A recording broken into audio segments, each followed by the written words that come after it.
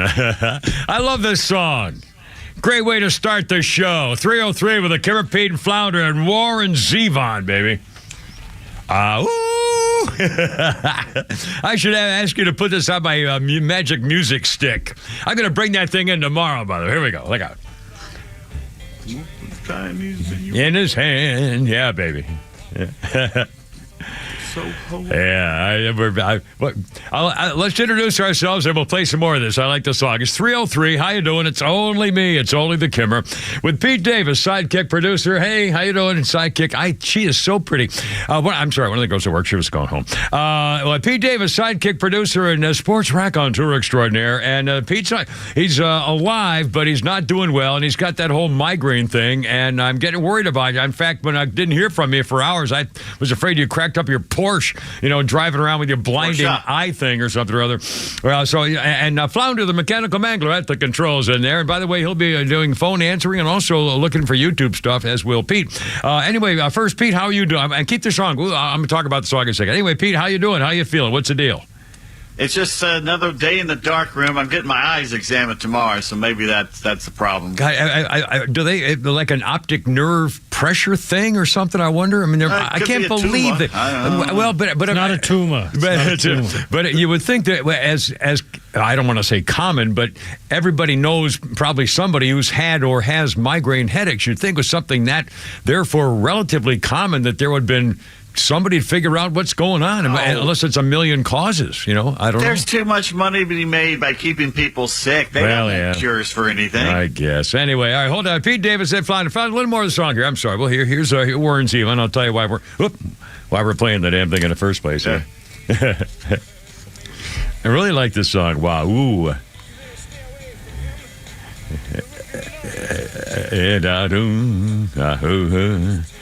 20 years ago today, singer-songwriter Warren Zevon died. Worked as a session musician, was in the piano player and band leader for the Everly Brothers. I'll be damned. I didn't know that. In 1969, his song She Quit Me was included in the soundtrack for the film Midnight Cowboy. Jackson Browne, the Eagles, Linda Ronstadt all appeared on his albums. He recorded 15 solo albums, had the 1978 number 21 single, Werewolves of London. I can't believe it was only 21. I used to really thought that was hot. The song he wrote for his daughters when he was dying called Keep Me in Your Heart, It'll Make You Cry. Oh, let's play that one. Yeah, I'm not having any emotional issues in the last few months. You need another excuse to cry. Yeah, I need a good weeping. It's been almost 12 hours. Hey, you want to hear something funny? I do. So yesterday, I wandered to Walmart because I needed to get some more headache medicine. Yeah. And I'm sitting there. I see something I've never seen before. It's called Advil Migraine. Okay. I'm going, hey. Now, I used to do the Excedrin migraine, but it has, caffeine in it, so I can't do that anymore. So I'm looking at the box, and I can't see caffeine. I don't see anything on it. But it's got a word called solubilized ibuprofen. Oh, my. Which I didn't know what that was, so I stood in line to talk to the pharmacist. Pharmacist comes up, and he looks at it, and I said, look, I can't do caffeine, so what's in here? Anything stimulants or anything? And he looks at it and rolls it over and opens it up and reads the back and looks at it. And he goes, tell you the truth, I can't see a damn bit of difference between this and regular Advil except to slap the word migraine on the box. Oh, my God. Oh, mercy. Another one of those old-fashioned American values, small-town mountains of Macon pharmacist, I'm guessing, kind of values. Yeah, one of those things. But I bought it anyway. So. Well, what the hell? If you think it'll work, it probably will. In fact, it's ironic. I don't really take medicine very much. I mean, that I don't have, that's not prescribed. But if I have muscle aches, I'll take 4 or 5 Advil. And then a couple hours later, I'll take 4 or 5 more. If I have a headache, which is very rare, I'll take 5 or 6 Tylenol. But I use them because Tylenol doesn't work for anything other than headache, which is very rare for me. And the Advil seems to work for any muscle aches if I have to work it out or something. Anyway, man, it's 3:07, almost 3:08, and we got a billion things to talk about today. Did you hear that Danny Masterson, the former kid actor from whatever what was that show? 30s that 70s show. The 70s show. 30. He was that ginger guy, right? The redheaded kid. Curly hair, always wore the sunglasses. Yeah. And he apparently was something of a serial rapist. and he went through a bunch of young girls. They just How gave do they him, know? Well, because all I'm saying is he was convicted, and it wasn't like the first time. So I mean, there was anyway. They believed the girls, I guess, and he just got 30 years. I mean, just don't know how you could be the devil, but how do we know that far in the past? I don't know. Again, this wasn't it like 20 years ago? And I don't know why the statute hadn't run out. I guess. No, I think it was in like 2016 or 17 is when the files were originally charged. Yeah. Anyway, I don't know the facts of the case other than they were young and he allegedly took advantage. Well, he was convicted, so he raped him, took advantage of him. But I floundered. Do you know was he drugging him or getting him drunk or just? Not sure if they were going back to his place and then he was. I don't know. But I mean, it just broke, so I haven't looked it up because I've been, busy. Sorry. Anyway, so we got the thing there with the boys here. So they'll go for okay. A million things. Oh, we're going to talk to Mark from Atlanta Safe House. We're going to talk to Jeff. Oh, Jeff, we're going to talk to Jeff. Jeff is, we got to go to the GM. No offense, Mark, but, when you got to go to the GM, you're going to have to sit there over to the side there. I'll get you later. I'll talk to you later if you don't mind. Anyway, Atlanta Safe House is saying that we're not doing that. No, if you got a Liberty Safe, we'll take it back. And no more Liberty Safes. They're done. Because of what happened with, and you'll hear the guy talking about what happened. One of the so-called January 6th insurrectionists, by the way, and you'll hear that guy talking. You should have known. Yeah. You should have known Liberty wasn't a good safe company because every time you tried to open it, it only turned to the left. Just one left turn. It was incredible. Anyway, so we'll talk about that. Also, now Liberty's tried to fight back, but I might be too late. But we'll see. We'll see. We'll ask you whether you think what they're doing in response is enough to make a difference. Yeah. Don't you think the FBI threatened them? We're going to have the IRS audit you every year. We're going to be on you like white on rice. They probably threatened them. Well, I'm sure they. Well, first of all, I bet they didn't have to. Which is what bothers me. Apparently, they didn't put up much of a fight. Now, I think that's what most people are concerned about is if they caved instead of saying, "No, wait a minute." Remember, the other guys, the phone company said, or whoever was said, "No, you're not getting in my phone unless you go to court and sue me and stuff." So anyway, we'll talk about it. Don't preempt it. Show's over. Good night, everybody. It's 3 hours. 3 hours, folks. 3 hours. I just think it's funny. We've been watching these cop shows and FBI shows for decades, and they show them stepping a little over the line, and everybody cheers. This is what happens when they do that. That's right. And again, we're talking Liberty here, and we're also talking people to get 22 years in prison for texting. We won our country back at 1776 all over again. Also, a teeny little story in the Al Jazeera constipation of Hunter Biden and the new indictment that's coming. And again, I guarantee the fix is in. The charges will be misdemeanor count 1 of being naughty, misdemeanor 2, you lied to your daddy. You tried to pretend daddy knew anything about this. I mean, this is going to be unbelievable. Also, saluting the White House, they got another colored worker, so they're pretty pleased about that. We'll update the coach story. The guy who got his job back after the Supreme Court said you can pray at midfield with the kids if you want to in the middle of the game, of course. And he quit. Went back for one game and quit. He says they're retaliating. We'll go to that story. Also, Pete clued me into this a little while ago. A new change in the diversity, equity, and inclusion at Emory Healthcare. And there are a lot of folks who are pretty damned upset with it involving Christmas vacation. We'll talk about that. Also, roasting the podium princess Regine Batin's surly temple about her bullcrap excuse why President Crime family left the podium early, left the poor Medal of Honor recipient, Army captain, standing by himself there for the rest of it. We got a whole bunch of things on. What would you do if you're on an airline flight and you realize that the guy behind you's got his bare, dirty feet on your armrest? I know what I do. Well, this is a viral thing. Also, the story, I don't know how we can possibly get this and talk about it on the air. Well, we're going to talk about it on the air. Maybe you can comment. We're monitoring YouTube, and our phone number is 404-741-1230, 741-1230. Here's the story. This is on Reddit. 22-year-old woman, the story is her boyfriend was asked to make love to a very good girlfriend, not a girlfriend friend, but a friend who was a friend of his for his whole life, who was very young and was dying and did not want to die, a virgin, and asked him to make love to her, and he did. Is that breaking the rules of girlfriend-boyfriend stuff? And some of the responses. Anyway, what would you do? 313. Hold on, we got billion stuff. Some fun stuff. Pete Davis, holy crap! But sports. Falcons are not playing tonight, but the NFL begins tonight, and they're still looking for that escaped prisoner. How is it possible? They keep seeing him on nighttime cameras. Then go get him. I don't get it. All right, 313. We'll be back. Smile. I'm tied to you like the buttons on your blouse. Keep me in your heart for a while. Hold me in your thoughts. Take me to your dreams.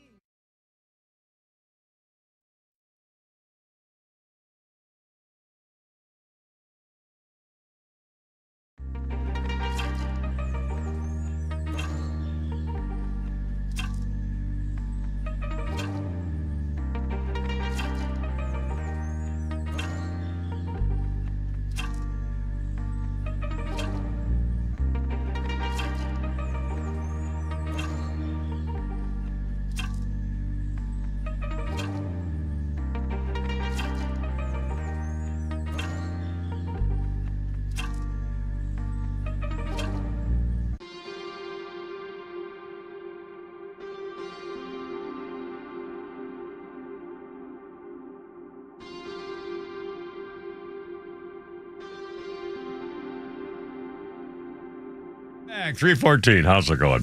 We have a little goofy fun here today. We're here with the Kimmer and Pete and Flounder. And our buddies Barry and the gang at Metro Atlanta Roofing and Remodeling. This stormy season is here. In fact, remember that hail stuff a couple of weeks ago? Like last week. If you've had damage, you're not sure what it is, maybe a loose shingle, and with all the wind and rain and storms and stuff like that, it is storm season. Well, Barry, who owns the joint at Metro Atlanta Roofing and Remodeling, is a licensed insurance adjuster. He knows all about this stuff. He will give you a free drone inspection to see if you have something going on up there, you're not sure what it is, might be some damage you're not aware of. Barry and the gang at Metro Atlanta Roofing and Remodeling. Get a hold of them. They'll give you a free drone inspection. This is a company, your storm damage experts. Licensed and insured, A+ business rating. Problem areas like chimneys and rakes and eaves are sealed. And not only for just water and wind stuff in this kind of weather, but also in the wintertime with ice and all the soffits, rafter tails, the whole deal. They don't meet their expectations until they exceed yours. Don't forget, veterans, 10% discount right off the top. They take care of business. Leak warranties, it's 100% guaranteed the leak is gone. And if you need a new roof, it's a lifetime warranty for materials and labor. The phone number, area 470-538-1729. On the web, metroatlantaroofing.com.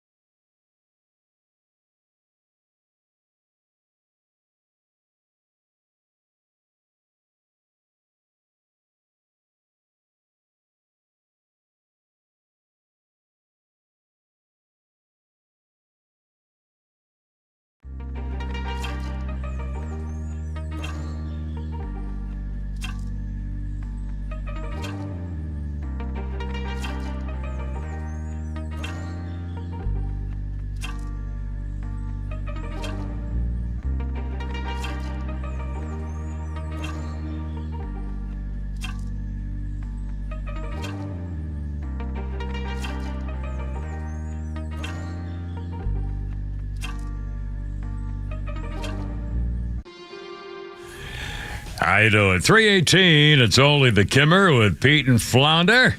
And you at 404-741-1230. A lot of goofy stuff going on, a lot of newsy stuff. We'll talk about this whole business of the FBI and robbing your safes and all that kind of stuff with Michael Jackson. A little thing here for Michael for a second. What a wasted talent. Just stupid. 2001, this was the day Michael Jackson was reunited on stage with the Jackson 5. It was his 30th anniversary celebration at Madison Square Garden in New York. It ended Jackson's 11-year hiatus from performing in America. Michael Jackson in 2001 was joined by Eminem, Whitney Houston, Gladys Knight, Britney Spears, and Destiny's Child to celebrate the 30th anniversary of his singing career. In 2001. Quick birthday of note. You paid me. I found you. I'm sure you've never heard of this girl. Pete, you may. Susan Blakely. Remember that name? Susan Blakely was a hot, thin, gorgeous, blonde, skinny model who was back in the ilk of Farrah Fawcett back in the 60s and 70s. Susan Blakely was a doll. She was just a beautiful, sweet child actress chick, and she was in Towering Inferno and Concord, the Story of Airport 79. Remember those movies? Oh my, Towering Inferno and Airport with who is that? Oh, Rod Taylor or somebody. Anyway, Susan Blakely's 75 years old today, just for the record. So, oh my God, I'm having the greatest time with these old memories of mine. I guess you're going to have to suffer for it because once in a while it's happening. Oh, by the way, I got an update on my refrigerator that I put on Facebook today with my thing with the ice water bottle thing. And also a Delta Tom Brady update. We'll get to it in a second too. We got one quick history thing. Let's see where I was. Here it is. In 1813.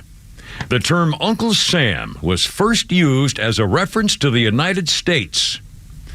It was an editorial in New York State's Troy Post paper. As Troy, New York has an Albany, Schenectady, and Troy. Oh, my God. I used to know that area. Oh, my God. What was her name? I just had the vision of when I was a teenager. We're all in prep school, and all my preppy buddies would show up at cotillions with their prep school dates. They met on school dances from other prep schools around New England or something. And one of them brought this girl. I just had her name, Swanson. And she was she was the most beautiful, in my teenage years, since like 1963. She was the most beautiful girl I had ever seen. Oh, she was gorgeous, knockout gorgeous, and she was killed in a car wreck at age 17. I couldn't believe prep school girl. Anyway, Troy, you went Uncle Sam for the United States. I wonder how they figured it, why he did it. But anyway, that was on this day. Okay, 321. Let's see. Let's do the. I'll do the stuff on the freezer bottle and the Tom Brady thing a little bit later on. First, let's do this. Let's do this business with a safe. This is incredible. Flounder, if you get that guy's soundbite, here's a fellow, Nathan Hughes, 34 years old from Arkansas. He's been charged with felony civil disorder and several misdemeanors as part of the mostly peaceful rogue cop murdered an innocent protesting woman by shooting her in the neck, Ashley Babbitt Day at the U.S. Capitol, January 6th. Anyway. And so he came home one day to find out that the FBI had burgled the place. Here it is. What's up, everybody? My name is Nathan Hughes, and I'm the guy at the center of this whole Liberty Safe controversy going on right now. As many of y'all know, last week I was raided by the FBI, and my house was searched over some January 6th allegations. I guess the FBI called Liberty Safes, and Liberty Safes gave them a master code to get into my gun safe. I didn't even know that was a thing, and I've come home to see that my safe is open after I got out of jail. So pretty crazy. I didn't know safe companies would do that. So I feel like a lot of our gun safes are not actually safe. So I just wanted to thank everybody for their support and just say, hey, I'm going to face these allegations head on, and probably not going to do any media appearances. I've had a few different people reach out from New York Times and some other ones, Not doing any media stuff right now, and I'm going to keep my head down and get through these next, I guess, 6 to 12 months and see what happens. So just appreciate everybody's support. And have a good one. Thanks. Again, Nathan Hughes, 34 from Arkansas. Reaction is what you'd expect. In fact, you're going to hear from the Atlanta Safe House, one of our sponsors, shortly. Charlie Kirk, founder of Turning Point USA, is calling for a boycott. Liberty Safe is an enemy to gun owners. They could have fought the warrant like Apple did. Instead, they buckled and bent over. Your guns are not safe with Liberty. Boycott, ridicule, ruin their company. Well, boycotts like Bud Light and Target and so on and so forth. Anyway, the FBI won't comment because they're filled with a bunch of liars up at the top echelon there. Now, Liberty Safe says its customers will now be able to have the records of their safe combinations expunged after all the growing backlash. So they're saying, golly, we'll let you go ahead and block that if you want to. You can fill out a form, have the records of your safe access codes deleted, meaning, quote, you'll take control of how your information is stored and protected. The FBI requested the access code. They gave it to them. They say our protocols provide access codes to law enforcement if a warrant grants them access to the property. Anyway, they didn't do much to fight it. And obviously, if the FBI comes to your door, you're a safe company and says, hey, guess what? Here's my badge and we want to get into this. Clearly, they're intimidating. And look what they've done. The problem is you can't trust the bastards. The FBI, the Federal Gestapo Investigation Director, Chrissy the Cossack Ray, a suspected Russian double agent. He's an obvious perjurer, lied under oath more than once. He was in on the cahoots of setting up the January 6th, mostly peaceful Ashley Babbitt Day so-called insurrection. Allegedly. God, it's unbelievable. Who planted the bomb there, Director? Who are those agents that we had sneaking off that you refused to identify because it might give away your investigative sources? you bunch of, oh my God, I don't even have the words for it. Anyway. Yeah, you do. You just can't say them on air. I can't say them on the radio. Anyway, here's what Atlanta Safe House. Now, they're a sponsor, and whether they were a sponsor or not, I'm going to read you with this, but thank God this is a company that believes in good old USA and God bless America. Quote, Atlanta Safe House will never give out your safe's master reset code. Will never give out your safe's master reset code. Atlanta Safe House will replace any Liberty Safe lock and give the customer the master reset code. So nobody's getting it except you. And in fact, we'll talk to Jeff. Jeff will be on around 4:35 today with us. Excellent. Something that'll be great. And we'll just talk about this issue. And again, it's got to be obviously it's intimidating when the FBI shows up knocking at your door. My God. But still, I don't know, Pete. Are we having? Is this a First Amendment thing? Is this we don't trust the government anymore? Or, I'd make them fight every bit of the way. I don't trust. I hate to say this. I would, from simplest junior. I grew up on TV with this stuff like that, and I wouldn't trust the leadership of the FBI for nothing. Well, the thing is, we shouldn't have trusted them from the beginning. Look what they did to MLK. Look what they did in the 50s and 60s and the files they kept on everybody and the spying they did on everybody. Well, that was a pervert Hoover, Hoover going after Chaplin, which we probably needed to. But anyway, I'm telling you, we shouldn't have trusted them from the beginning. You can't trust any federal agency because once they get power, they just gain that power and they keep it and they grow it. And it becomes more and more obsessed. I would make them take my safe out in the yard and blow it up before I would give them the combination. Well, again, then they're going to get you for interfering with the investigation of a federal agent. Because you tell them you won't give them the safe combination? Absolutely. That's kind of a stretch. Guarantee it. No, I guarantee it. I guarantee it. Fine. So be it. Yeah. These people, I wouldn't put it past them. Look what they're doing and the whole Biden crime family. Every chance they get, they help him. They were the ones who warned Facebook and you and all the social media people say, we got the whole Russian information. They're from the start. Ever since Donald Trump came down that stinking escalator. The FBI's been in with the Department of Justice to hurt him and block him and go left. Every step they take. The latest stuff on these archives, these Comer, the congressman, the Oversight Committee chairman, James Comer, Kentucky, he's now saying you National Archives and Records people are still, skanking us. There's more evidence of more meetings where Hunter Biden was told they needed to call Washington for daddy's help. Burisma executives were squeezing Hunter to call Washington. We know that Hunter was communicating with the White House. Documents from the archives are sitting on him, showing that Hunter Biden's legal team, his PR people, his shady characters were paying him, were communicating through him with daddy in the White House. In fact, there were quotations from some of the communications directors working that said, VP signed off on this. New documents are proof there was no wall between the Biden family office holders and the family business. And yet they're sitting on it. And again, let's recall what's going on right now with the Hunter Biden case. And now this phony special counsel, David Weiss, he's the one who slow-walked the original investigation and let go any possible charges of tax evasion, federal, big-time, Charlie, go to federal prison tax evasion charges for the years of 2014 and 2015, which were the Burisma years against Hunter. Can't be charged for any of it. And he's still trying to slow-walk it. And now they find he's going to bring some kind of charges. I don't have any confidence at all that by the end of this month that it's going to be anything significant. He was naughty and lied to daddy, misused text machines or something. I mean, this is unbelievable. I just don't believe any of it. It's just, he's going to be in charge of being using an underage whoremonger, maybe something like that, a misdemeanor or something. He's going to get away with it. He's going to get away with it. Because it's the blatancy of it, right in our faces. Yeah. And they're doing that because they want us to be afraid. They want us to be cowed. They want us not to fight back and give up. They want us to just give up. That we're in power now, and it's like the old Soviet Union. We're the only party in town, and if you cross us, by God, they're the mafia. Yeah. Coming up, they're bragging about their new colored worker, though. It's very important for them over there at the White House. And more on the coach who quit, plus health care, Emory. 3:30 with a Kimmer, Pete, and Flounder.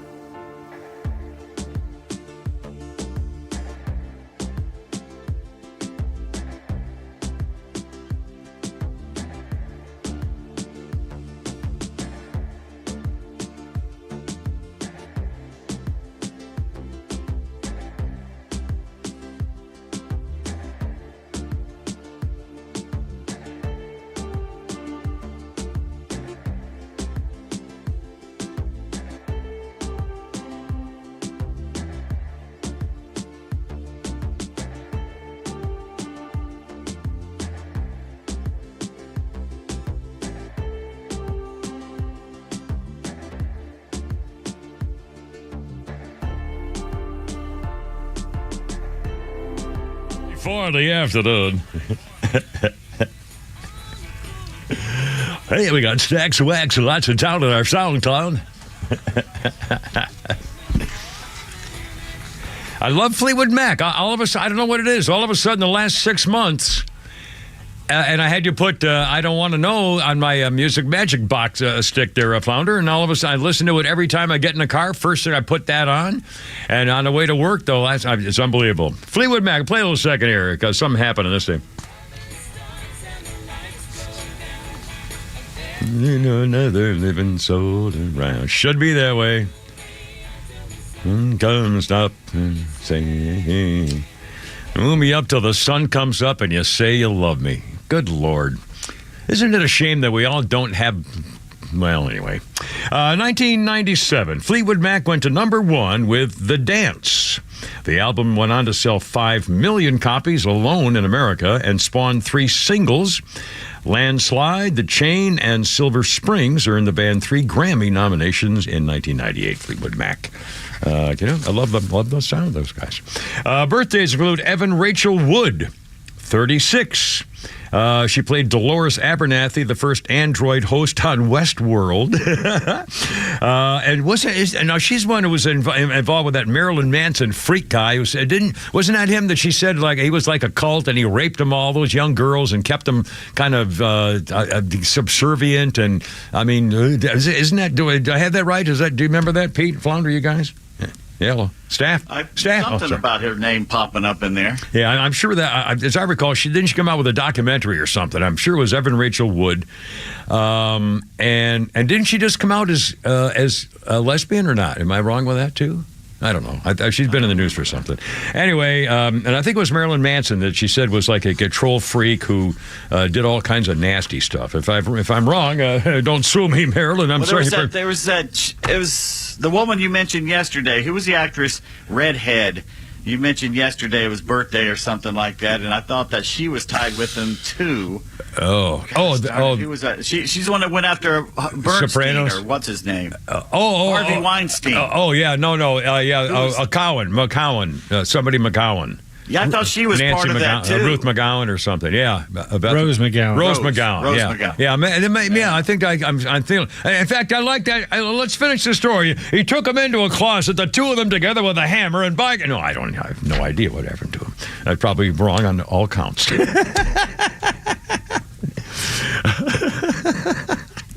Let's find something in history to talk about here. Oh, here we go. 1921, the first Miss America pageant. The crown goes to Margaret Gorman of Washington, D.C. in Atlantic City, New Jersey. First one in 1921. And weren't they doing those full-body swimsuit things back then? I think the first year in 1921. Anyway, there you go for a little thing. All right, look out. It's only me. It's only the Kimmer, Pete and Flounder. By the way, if my phone rings today while I'm on the radio, I'm answering it. And the reason I'm answering it is because... I was telling you about how much I admire my former radiologist, Dr. Fred Schweibold, who went out of his way with his staff. He's retired and living in another state and having a great retirement.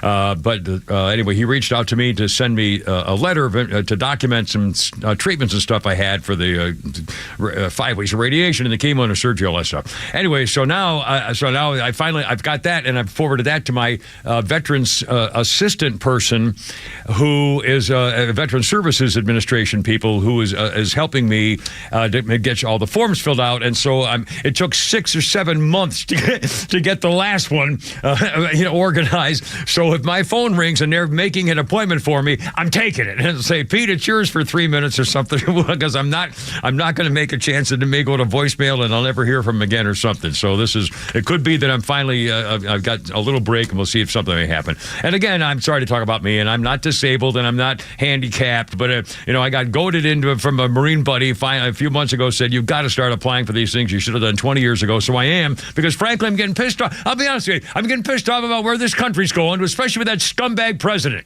And he did it again with a Medal of Honor ceremony. I'm still not over. I still can't freaking believe it. In fact, they're mocking him, mocking her, the podium princess, Shirley Temple, when she claimed that the reason he left the podium early yesterday after pinning the Medal of Honor on the Vietnam War hero Larry Taylor, she said, well, we have to put this all in context. It was planned. He left when there was a pause to minimize his close contact with attendees. Well, he wasn't wearing a mask. Yeah, was not wearing a mask. Yeah. And by the way, people are reacting. Don't lie. Stop lying. He was in close contact with people maskless the entire ceremony. The way this press secretary continues to insult the intelligence of anybody with an IQ above 50 is breathtaking. How about talk about cover your ass? He purposely abandoned a Medal of Honor recipient on stage before the ceremony was over, meaning the situation was as bad, if not worse, than it looked. Is there anything the White House press corps won't buy? He left before the end of the benediction. It's just unbelievable. And remember, speaking of President White Trash, Flounder, let's get a little soundbite montage of our president. Let's remember what the economy is doing right now, how much you're paying for gas and groceries these days, and also how many, and now they're talking about masking again, the new coronavirus, it's the every 4-year coronavirus edition variant. Anyway, let's remember the pledge that our President White Trash made to us. I'm not going to shut down the economy. I'm not going to shut down the country, but I'm going to shut down the virus. I'm going to shut down the virus. I'm going to shut down the virus. I will take care of this. I will end this. I will make sure we have a plan. I'm going to shut down the virus. I'll shut down the virus. I'm going to shut down the virus. What I would say is I'm going to shut down the virus. I'm going to shut down the virus. Look, there is no federal solution. This gets solved at a state level. Like abortion should be there, huh? And by the way, they are bragging about something. Finally, they filled another quota. The former White House aide, known as Gabe Amo, is apparently going to be the first person of color, I guess, the first colored person to represent Rhode Island in Congress. Congressional district special election. He worked for the White House, and apparently they're bragging now that he's a first colored person from Rhode Island to represent Congress as a former member of the White House. So they've got that going for him, which is nice. And speaking of healthy things and masking things, wait, where's this page 2? What happened to my page 2? I have page. Hold on. Here it is. Here I got it. Here it is. Here it is. No, I got it right here. Flounder took care of this for me. Peach spotted this, and Flounder got it. No, God, I screwed up again. That's not it. Hold on. No, this is wrong. This is something that's very, very wrong here. I know what it was. I screwed up. I put 2 things together. Okay, here we go. We'll talk about. You ready? Yeah, I'm ready now. Ready? Okay, I'm totally ready now. Here we go. Emory Healthcare has come out with an announcement today, and Emory Healthcare says, at its heart, diversity, equity, and inclusion at Emory Healthcare Care. Why do I keep saying Healthcare? Come on, is it just like an old age thing? All of a sudden I got an extra freaking glottal L in my throat? What the hell's going on with me? Do the story. Ladies and gentlemen, I'm so sorry. Here we go. At its heart, diversity, equity, and inclusion at Emory Healthcare is about creating an environment of true belonging for our patients and team members. Well, it's all crap. Now, when it comes to input for the holidays, the Emory Healthcare recognizes we listen to you. Thanks to your feedback, the executive leadership team and I have decided to make, and this is from June S. Lee, Joon S. Lee, a male. He says, the executive leadership team and I have decided to make Juneteenth an Emory Healthcare observed holiday. We hope this will allow more opportunities for celebration, reflection, and education. Currently, we observe 9 paid holidays every year, while other Atlanta health systems only average 6. We're proud to offer a rich holiday. So far he's talking about they're giving you an extra holiday. Things are great. People are reading and saying, boy, this is fantastic. I love we get an extra day. Wee. For each observed holiday, our clinics and business offices close, which means our patients are unable to make clinic appointments. To minimize impact, we will not be adding, It reads, we will, this is about where the people reading it were going, who worked here saying, oh, wait a minute, to minimize impact to patient care, we will not be adding another paid holiday to our calendar. Rather, beginning January 2024, we will remove Christmas Eve from our holiday, not Christmas calendar. We will remove Christmas Eve from our holiday calendar and replace it with Juneteenth.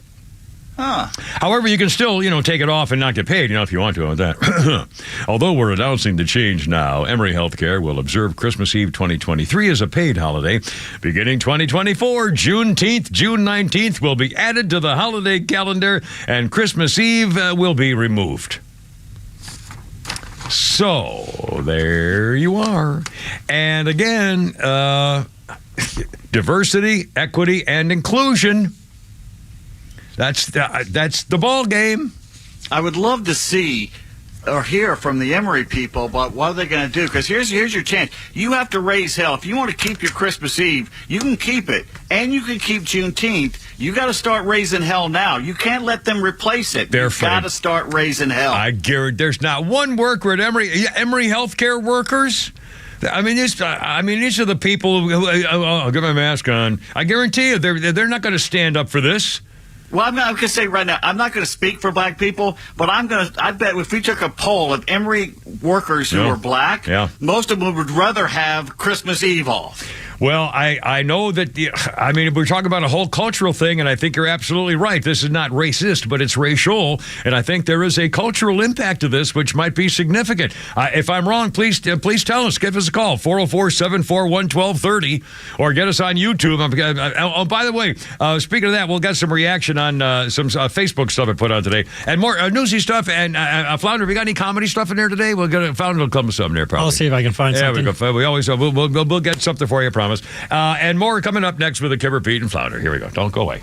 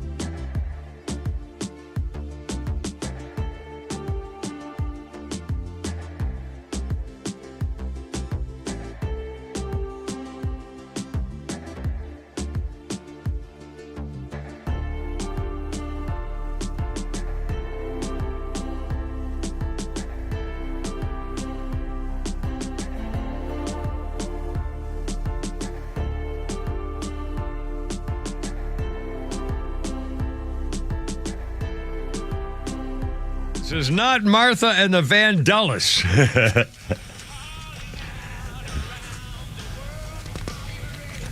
No, it's Bowie. Right. Jagger.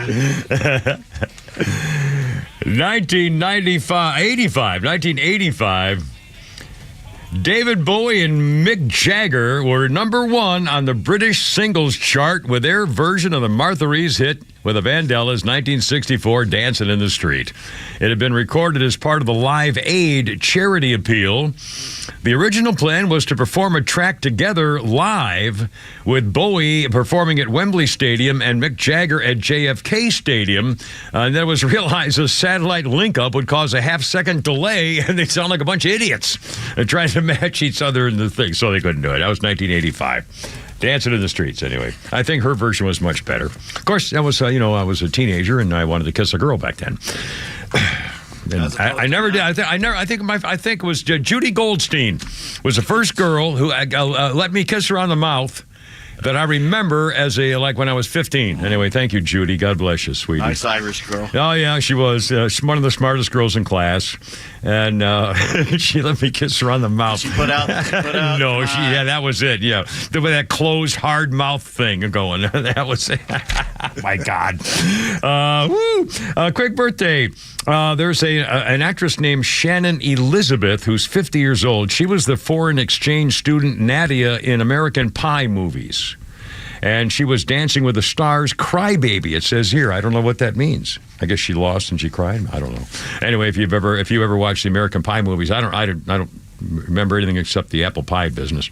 Let's see, in history, which I believe they removed from the DVD or the movie because it was really? too... Well, I mean, talk about kinky. That would destroy the whole rating. I mean, my God. Hilarious, destroy though. a perfectly good apple. Yeah, well, there you are. I mean, I never really liked apple pie. I guess I know why now. He ate it all. And I tell the story. I know this is true. Old timers like me will know this. That my mother once admitted that at some point in our childhood, she made an apple pie with Ritz crackers and no apples, using apple juice or something, and it came out, and honest to God, it was like apple pie. It was an apple pie. We never knew the difference. And she did of course, she did all her pie crust by hand. You didn't buy a pie crust back then. Anyway, this day, 1940, Germany begins a blitz on London. 300 bombers unleashing hell for 57 consecutive nights. The blitz killed 40,000 men, women, and children in London and surrounding suburbs.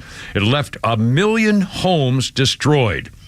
During these nighttime raids, British fighters, heroes all, took to the skies and tried to shoot down those planes. One night alone on this day in 1940, they got 40 German bombers. It was known as the Battle of Britain. And it was the time of heroes. That's for sure. Anyway, I'm sorry?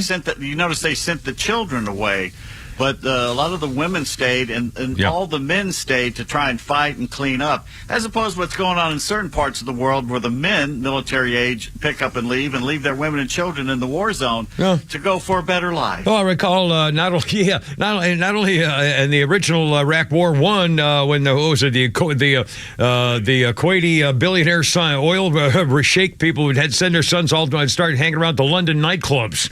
All of a sudden, we're all people from the Middle East were fleeing when Iraq Saddam was going look at crazy. all those refugees that are hitting the European shores. They're all military-age men. That's an invasion. That's not exodus. Right. Yep. And by the way, I got a bunch of. Oh man, we got so much to talk about here today.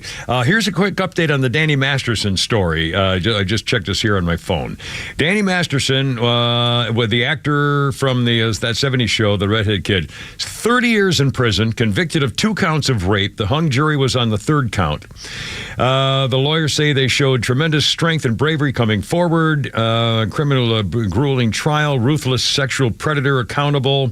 They're going to tell and then the lawyer says they are eager to soon tell the fuller story of how Scientology and its enablers tried desperately to keep them from coming forward.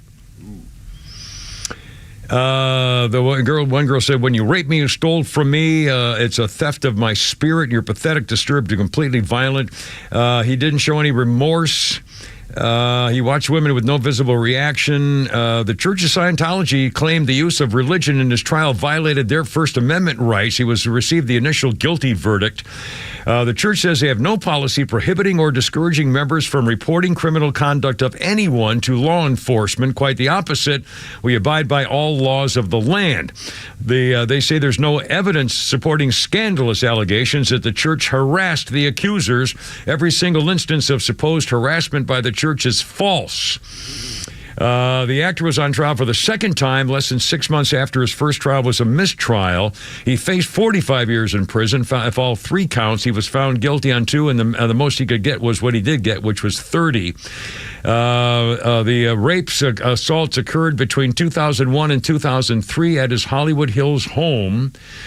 Danny Masterson's wife, whom he married in 2001, an actor model named Bijou Phillips, his wife gasped when the guilty verdict was read and wept as he was led away. Other family members sat stone-faced. The jurors we're told that Masterson drugged the women's drinks so he could rape them, and he used his prominence in the Church of Scientology, where all 3 women were also members, to avoid consequences for decades. The accusers alleged they were hesitant to file charges due to the church's strict protocols against public involvement with member issues.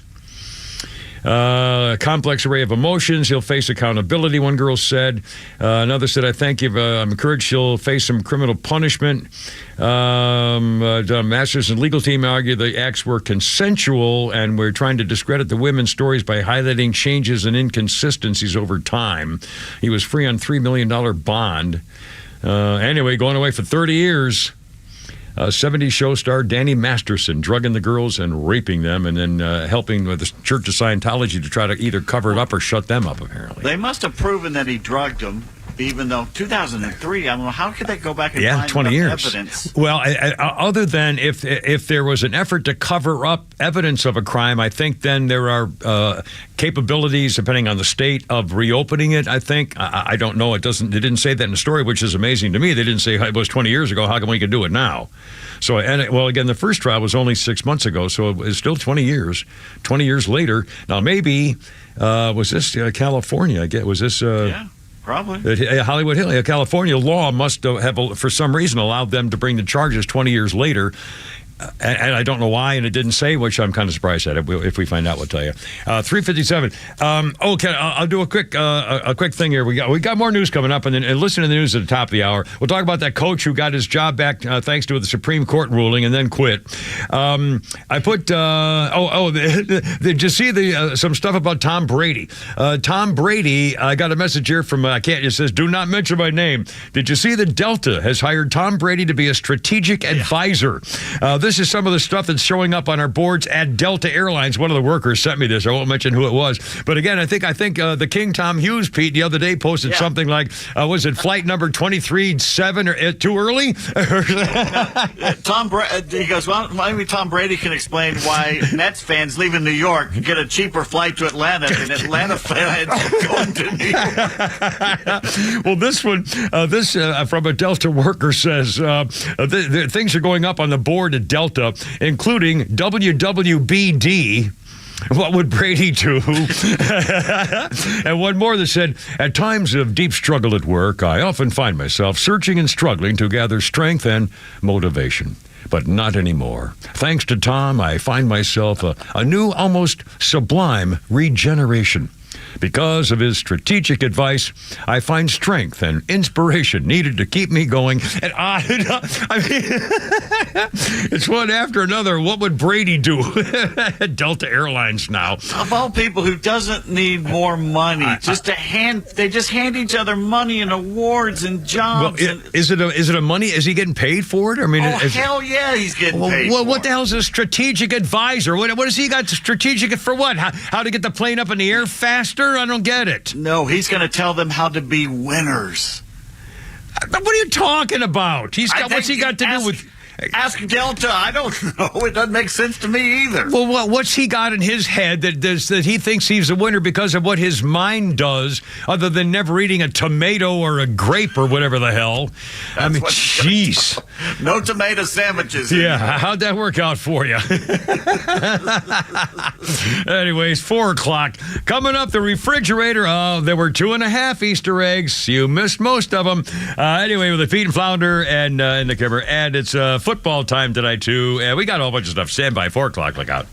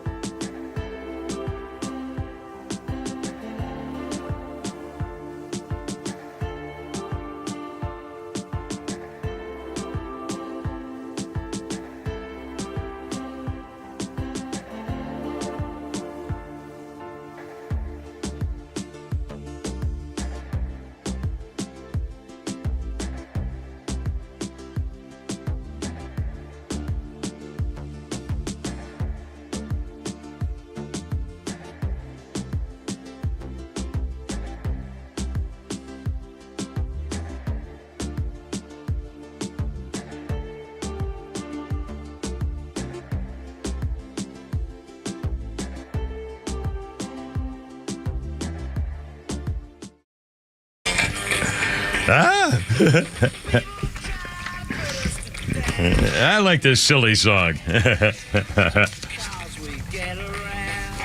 In my generation.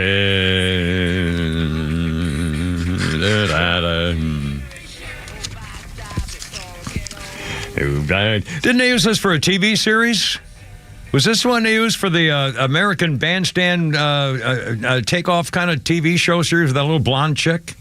I could be wrong. What are you talking about? Yeah, I wasn't alive. A couple, like 10 or 15, 10, 12 years ago, 10 years, I don't know, sometime, there was a TV show about girls who used to show up on American Bandstand. And her boyfriend was a Marine, and this was set in the time of Vietnam, and it was called, like, the American I don't know, something. And she was a little blonde hottie. She was in the series, and it was called My Generation or American Generation, or I don't remember. But anyway, I thought this might have been the theme for it. Anyway, go ahead. Keep it. It's fine, Flower. There's a minute we won't get back. Well, I was just trying to upgrade with something I might have thought of for a minute. 404. That's Pete Davis over there with this freaking migraine, turning him in kind of a grumpy mood today. I guess I probably get a little sleep or something, deprived or something. I don't know. Take a little freaking medicine or something. Hey, Flounder, you got a little something on the truck for Pete? I sent him a bowl full of something, would you? Jesus. Anyway, I got the hydro in there. I can start doing that during the show. Hydro's my favorite. I know that. I almost hope I get hurt for something. Anyway, 1978, Keith Moon, the drummer with The Who, died of an overdose of hemifebrine prescribed to combat alcoholism. A postmortem confirmed there were 32 tablets in his system, 26 of which were not dissolved. Keith Moon had gone to the party the night before, organized by Paul McCartney for the launch of the Buddy Holly story movie. He had played on all the Who albums from their debut, 1965's My Generation to 1978's Who Are You, which was released 2 weeks before his death. Keith Moon, he died in the same apartment of Mama Cass 4 years earlier. Overdose of hemifebrine, I think it's called. All those years he was just stone cold drunk. Yeah. And when he finally tried to straighten out, he died. Yeah, he was a functioning alcoholic, although not in a happy always way, but still he was alive. He was alive. He was living. He was doing what he did and still somehow living, and then cured himself and died. And that's not to say don't cure yourself. Please. My daughter Jennifer is a drug addict. She's been clean for 19 years. But again, you clean yourself up. You can do it. I know it's hard. You can do it, though. A quick birthday of note. Let's see. Here's how Flounder's history guy writes this for the birthday note today. Rudy Galindo is 54, the mantastic HIV-positive ice skater. He caught HIV the Greg Louganis way, not the Magic Johnson way. Wow, I don't. How does he know? I don't even want to think about anything like that. So for all right, anyway, look out. 406 for the Kimmer, Pete, and Flounder. Is that my screen just went black? I'm clicking my screen. There he is. We still have her phone call. Sorry. Hey, Gary. Gary's on the phone. Hey, Gary. Thanks for calling, man. I really appreciate it. You're on the radio. What's going on? Hey, Kimmer. There's been, some recent commentary the last couple days regarding the two gentlemen that were indicted as part of the Trump debacle. Yeah. And some of the lawyers that have, commented on it, have said that it's probably going to take, just for these two guys, over 4 months to probably pick a jury, and then probably 2 months to actually try the case. I would guess at least. I would assume probably more than that. I wouldn't be a bit surprised. Hell, it took this same girl, what's her name, the Gangland Mall, like 6 months to pick a jury, and couldn't even get that done with one of the cases that's got less confusion than this one does. Anyway, you're right. Go ahead. I still don't even think they have a jury for that young thug case. Yeah, that's hers. Yeah. But anyway, so if the rest of these people end up breaking up in pairs of two, that amount of money, in fact, the DA said that she wants full protection for all prospective jurors in these cases. It's going to break Fulton County. It'll actually monetarily break Fulton County.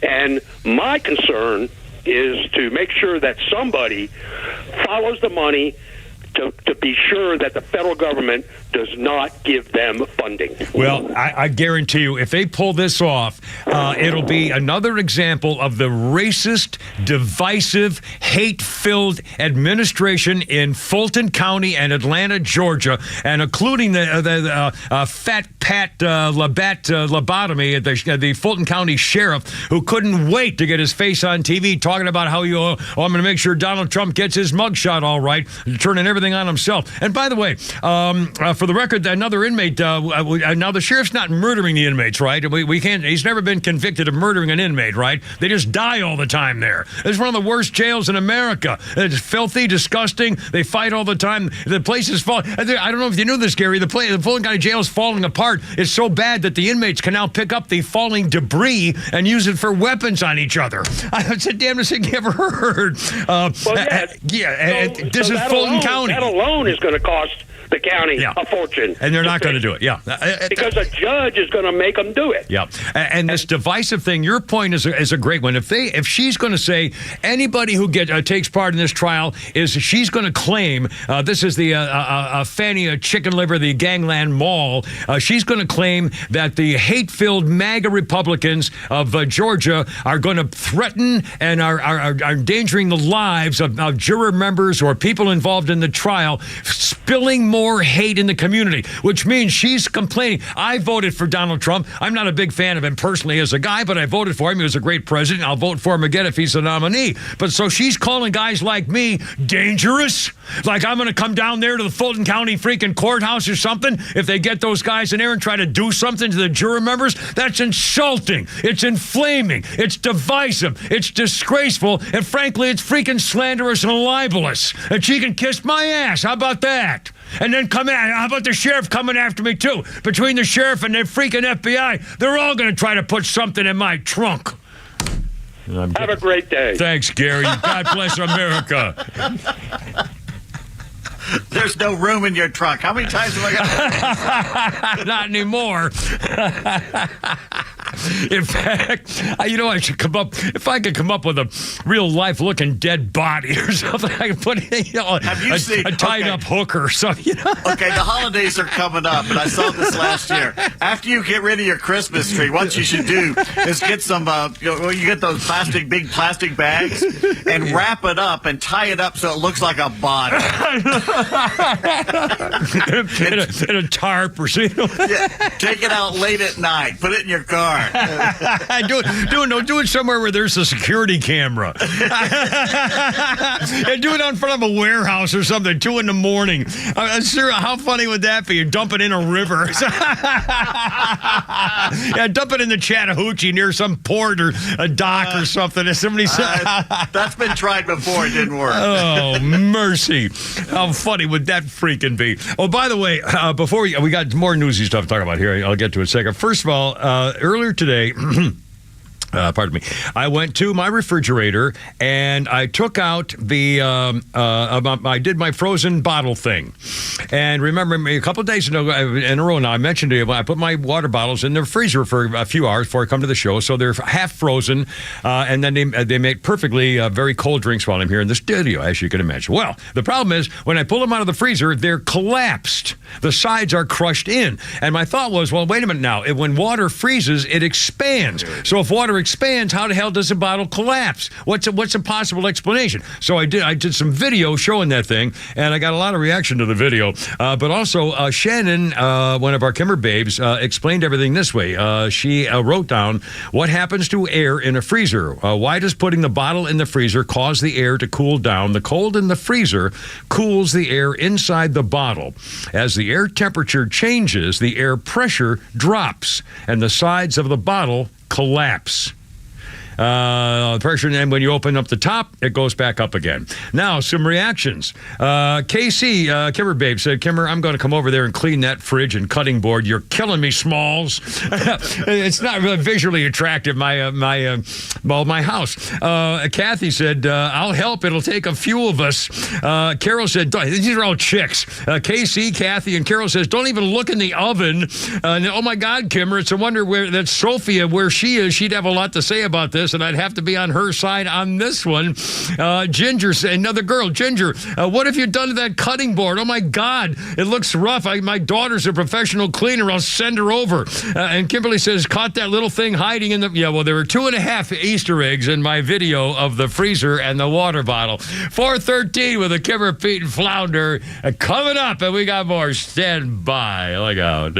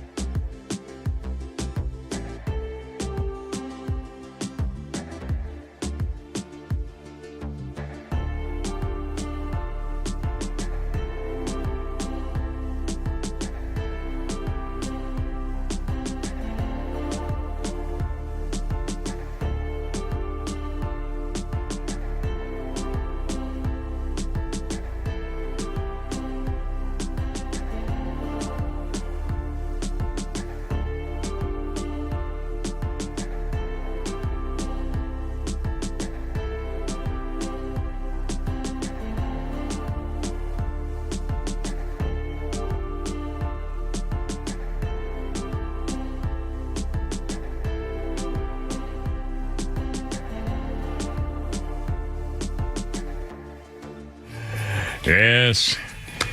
A little dancing queen for you. 418 with the Kimmer, Pete, and Flounder and ABBA.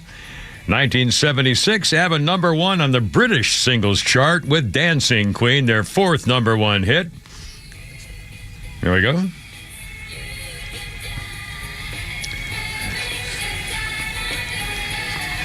Woo! Yeah, I see her. Digging the Dancing Queen. This was their 4th British number 1 hit, but this is amazing to me. It was the only number 1 hit in America by ABBA. I can't believe that. Take a Chance and Fernando. Yeah. It's all timing. If you're up against something that's major. I can't hear. Oh, there we go. My headphones just went out. Anyway, testing. Anyway, the number 1 was the only chart topper in America. Was number 1 in a dozen countries. Stayed in the Swedish number 1 for 14 weeks. Okay, there we go. And now, okay, birthday thing here, if you don't mind. Oh, I lost. Oh, there it is. Let's see. Hold on. Corbin Burnson, the former blonde guy from L.A. Law and Major League. Is 69 years old, Corbin Burnson. Also, one of his early film roles was as a reporter in the 1976 version of King Kong. And Corbin Burnson's 69 years old today. Also, now you guys, I think, used to watch Sons of Anarchy. And did you ever watch Mayans MC, the spinoff? Not really. Well, there's for those who did, an actor named J.D. Pardo is 43. He played Ezekiel Reyes on the Sons of Anarchy and their spinoff on the Mayans thing there. Okay, 404-741-1230 is the number. 404-741-1230. On this day in history, 1927. Pete Davis will know this. Philo T. Farnsworth. Philo T. Farnsworth. It sounds like a Ringling Brothers clown act or something, doesn't it? For some reason. Philo T. Farnsworth succeeded on this day in 1927 in sending an image through purely electronic means by using an image dissector TV tube thing. And this was the early start of tubing for television viewing in 1927. Took a long while, but anyway, Philo. 420, how you doing? It's only me. It's only the Kimmer, Pete, and Flounder. Football tonight. In fact, we'll talk later on about it with the Holy Crap at Sports with Pete. And for the record, Pete, I think now Falcons play, I assume play Sunday, right? I don't know their schedule. Yes, sir. And do we know who they're playing? I forgot. Carolina. Well, then we should. Doesn't Carolina get the new number 1 guy? Bryce Young. So I assume he's starting, right? So that could be a cool game. See whether we can pull it off against our almost rookie guy. Yeah, it's going to be fun. Yeah, could be a great game. ESPN is ranking the Falcons number 28th this year, and Sports Illustrated is ranking the Falcons. There's only 32. I know. That's what I'm saying. Yeah, ESPN ranks the Falcons number 28, and Sports Illustrated ranks them number 27. So Fox has them like at 21 or something. Anyway, but they have a pretty easy schedule. We'll talk about it later. Also, a couple other sports things, some Brave stuff going on. They're in town again tonight. Is this last game? Is a 3-game last game tonight, right, Cards? Yeah, and Austin Riley isn't playing tonight. Oh, really? He's not playing tonight? Is he all right? Yeah. It's a rare, I don't know. Day it's off? a rare night off, yeah. Well, that's okay. He deserves it. Hey, we'll talk more sports later on with Pete. Let's see. A couple of quick update things. I want to talk about that coach. You're going to hear the crybaby of New York in a minute. Also, we got Skynet standing by here in just a minute. And also, Flounders come up with some James Gregory. We mentioned him the other day. We'll do it a little bit later on, too. But we'll do the Skynet in just a second, Flounder. First of all, don't know whether you heard, earlier this afternoon, J.D. Nance, he's that new senator from Ohio. He's that young guy who was on Fox all the time and got elected. J.D. Nance proposed a bill today called Freedom to Breathe Act. And it was to force, not allow the government to force you to wear a mask on like a federal travel thing or airlines or train or stuff like that. It was called the Freedom to Breathe Act, so the government could not force you to wear a mask. Well, of course, the Democrats blocked it. And, of course, anything that goes through the House and gets passed is going to get blocked in the Senate thanks to Georgia. I'm sorry, I have to again, elections have consequences, and we're suffering from it now. The Democrats aren't like the old days of Sam Nunn. The Democrats these days, you can't vote for them. All right. Anyway, by the way, the people running the Veterans Administration homes in New Jersey have just been found guilty of negligence for the spreading of the China kill virus through all the Veterans Administration homes. But you want to have a depressing day? Go through a VA retirement home sometime and just look at all the veterans half dozing, half drugged out, sitting in their freaking wheelchairs in the hallway looking for something to think about. Anyway, sorry. I have a little Veterans Administration thing going here. Okay. It's 4:23. All right. Hey, exactly. Perfect timing. 2 minutes too late. No, it's a little thing. It's Pete Davis. He's got the migraine, but he's also got Skynet. With the Skynet update, AI. Pete, what's going on, sir? Okay, Timothy pointed this out. If you're a young singer or musician, like Oliver Anthony or something like that, and you're trying to get a recording contract, and you play all the small clubs for years around the country, the honky-tonks, and you're trying to work your way up, and blood, sweat, and tears, give up a family, give up everything else in your life, you might as well just quit. Yeah. Because the world's first AI pop singer has just signed a major record deal with Warner Music. Oh, wait a minute. Her name is Noonouri, Noonouri. She has officially released a debut single, and hopefully Flounder will be able to find it. It's basically, I haven't seen it. What's it called? That's a good question. Is there no title? What's her name? Nouri, Noonoo. Noonouri, Noonouri, and she's put out a single actually, and she's got a video basically, and it's generated basically. She's got blue hair. She looks like she's a young girl laying on a beach, and now she's a singer, and she's got a record contract, and you don't. Well, but now wait a minute. So in other words, this is not a real person. No, so some programmer had to find somebody's voice. No, they just make the voice. Well, but I thought you couldn't. I thought they had to get a voice and then make it into the inflection they wanted to. That's where they get into trouble. No, they can make up a voice. Well, and so now, what about the girl? How did they make up a body?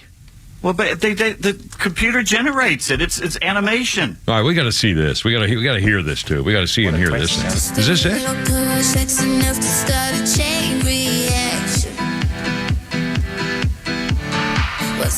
Her voice has been created with. Oh, no, play. Go ahead. Well, no, that's the YouTube. It's giving me a we can't quick, play it. I got to find the full. I got you. All right, but that was the voice. That was it. Yeah. And was there video with it? Did you see what was going on there?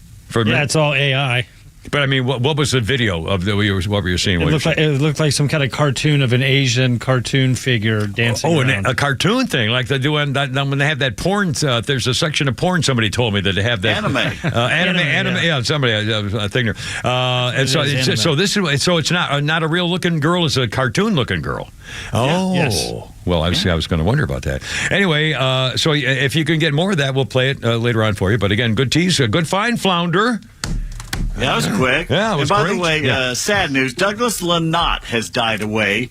He was an AI researcher, spent 40 years trying to put common sense into computers.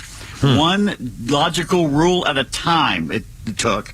He died Thursday in Austin, Texas last week. He was 72. His wife says the cause was bile duct cancer, but the robot maid laughed and hit the pillow behind her back. So greatest pillows he's ever come across. But anyway, it's 4:27, and AI. Have you got some more A there? No, that's pretty much it. Well, there's one more thing going around, which I thought was kind of interesting too. While we're at it, the Air Force is running development of a pilotless aircraft run by artificial intelligence. Raising ethical questions about technology. This is a step above drones. Developed by got a contract several years ago. They've had a test flight already. Saw the plane fly in formation.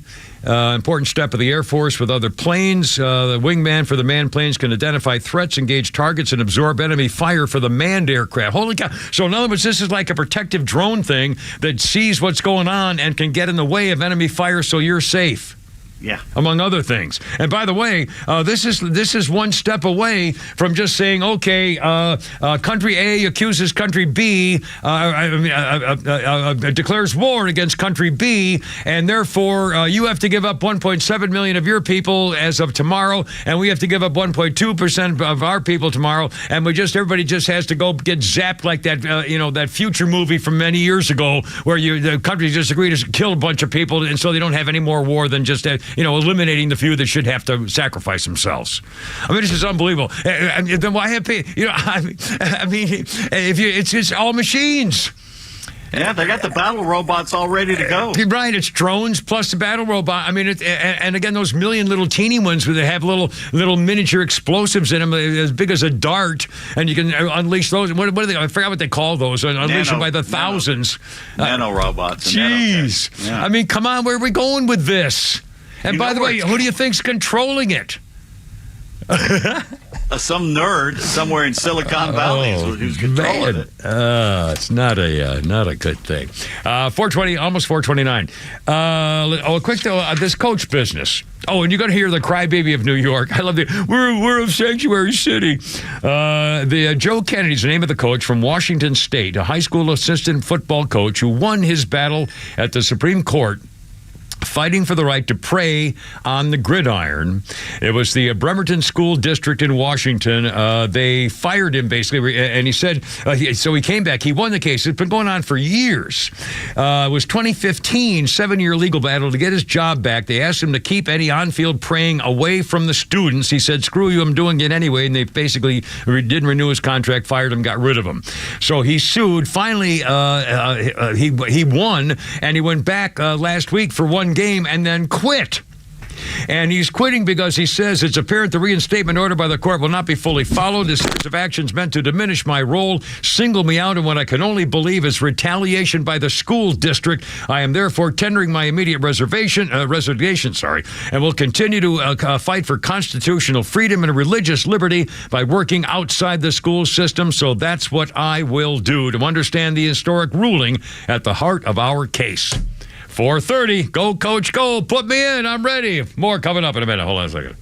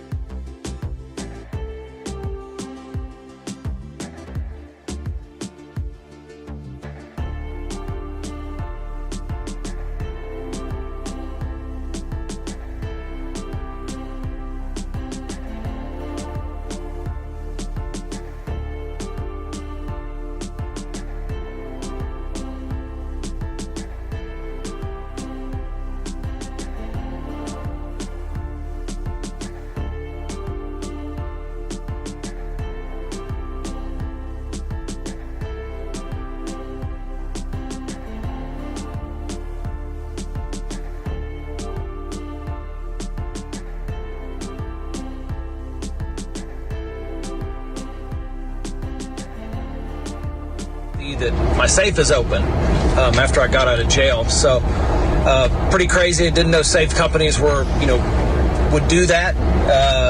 So I feel like, a lot of our gun safes are not actually safe. So I just wanted to thank everybody for their support and just say, hey, I'm going to face these allegations head on, and probably not going to do any media appearances. I've had a few different people reach out from New York Times and some other ones. Not doing any media stuff right now, and I'm going to keep my head down and get through these next 6 to 12 months and see what happens. So just appreciate everybody's support, and have a good one. Thanks. Well, after this went viral, a bunch of Republicans and conservatives and people who just believe in liberty and freedom and so forth, they said, okay, boycott Liberty Safes. That's a ball game for those people.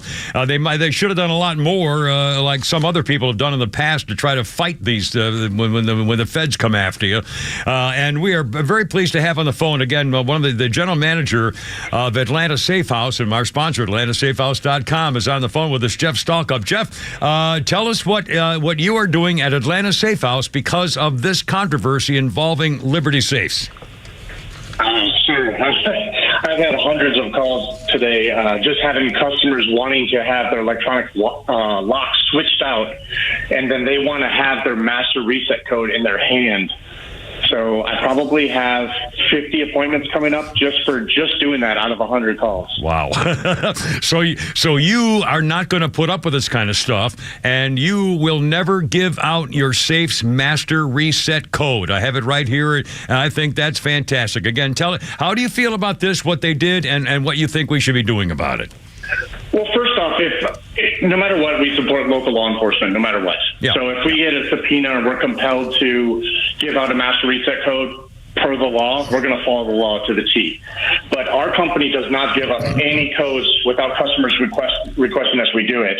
If they want us to keep the MRC on hand on an offline database, like a physical copy, we'll do that for them.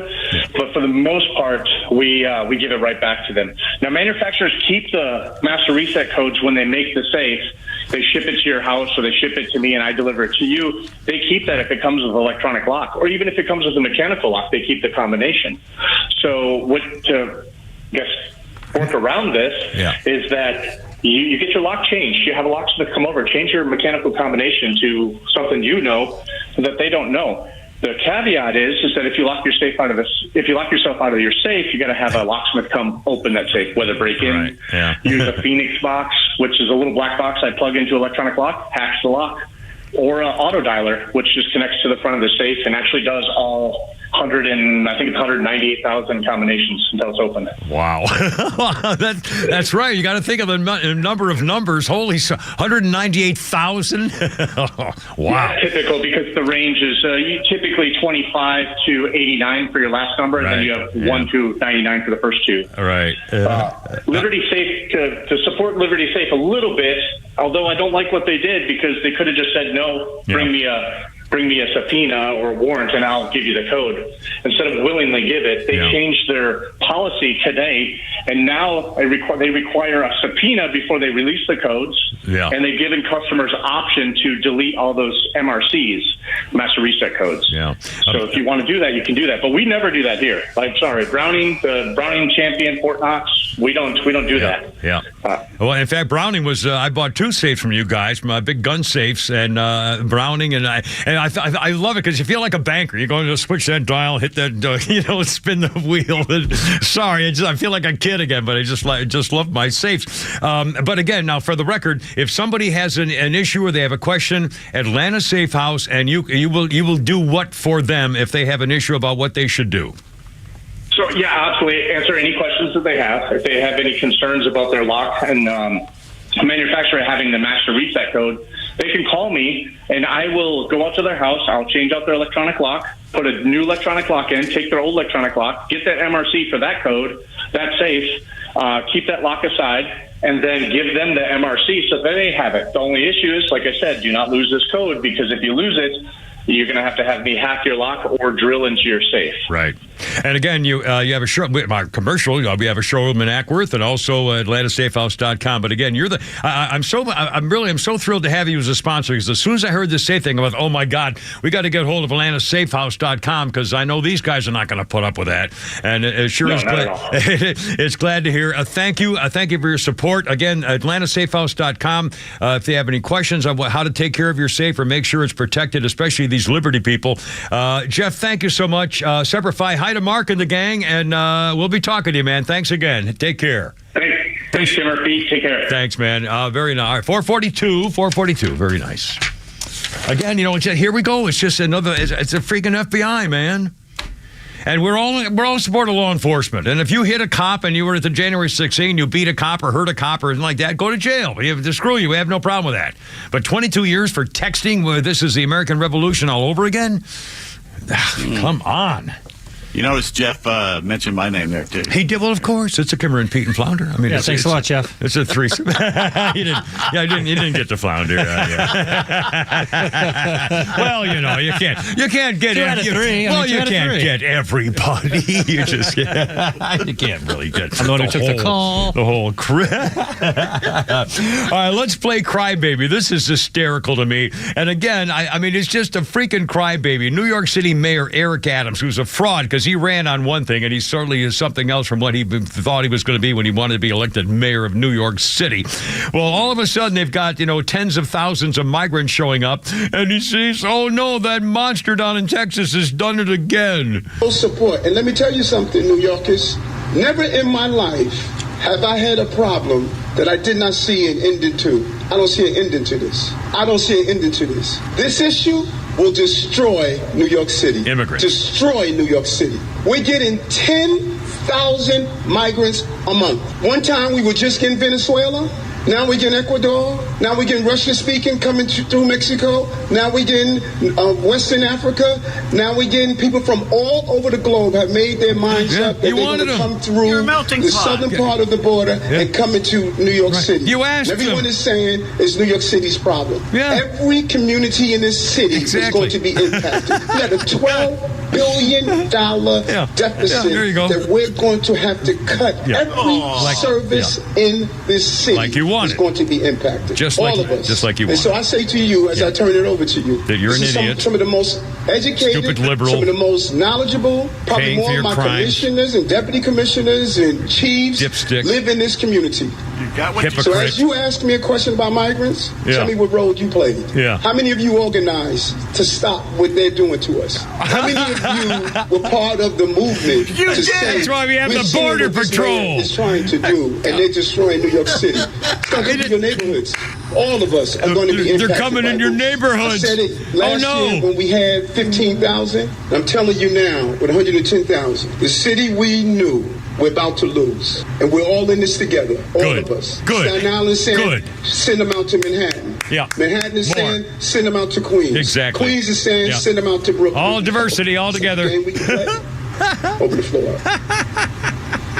They passed laws to stop working with the Border Patrol and the border people and INS. People like him passed those laws. That's right. And let's remember, it's a federal crime to help or encourage illegal residents, illegal immigrants from coming into America. It's illegal. It's a federal law to violate territorial laws of helping people sneak into our country. Every Democrat in this administration's guilty of it, including you, Mayor of New York, Eric Adams, you Nimrod. You wanted those people. Now you got them. Congratulations. I hope you go broke. You got what you deserved, crybaby. God, 4:45. Holy smokes.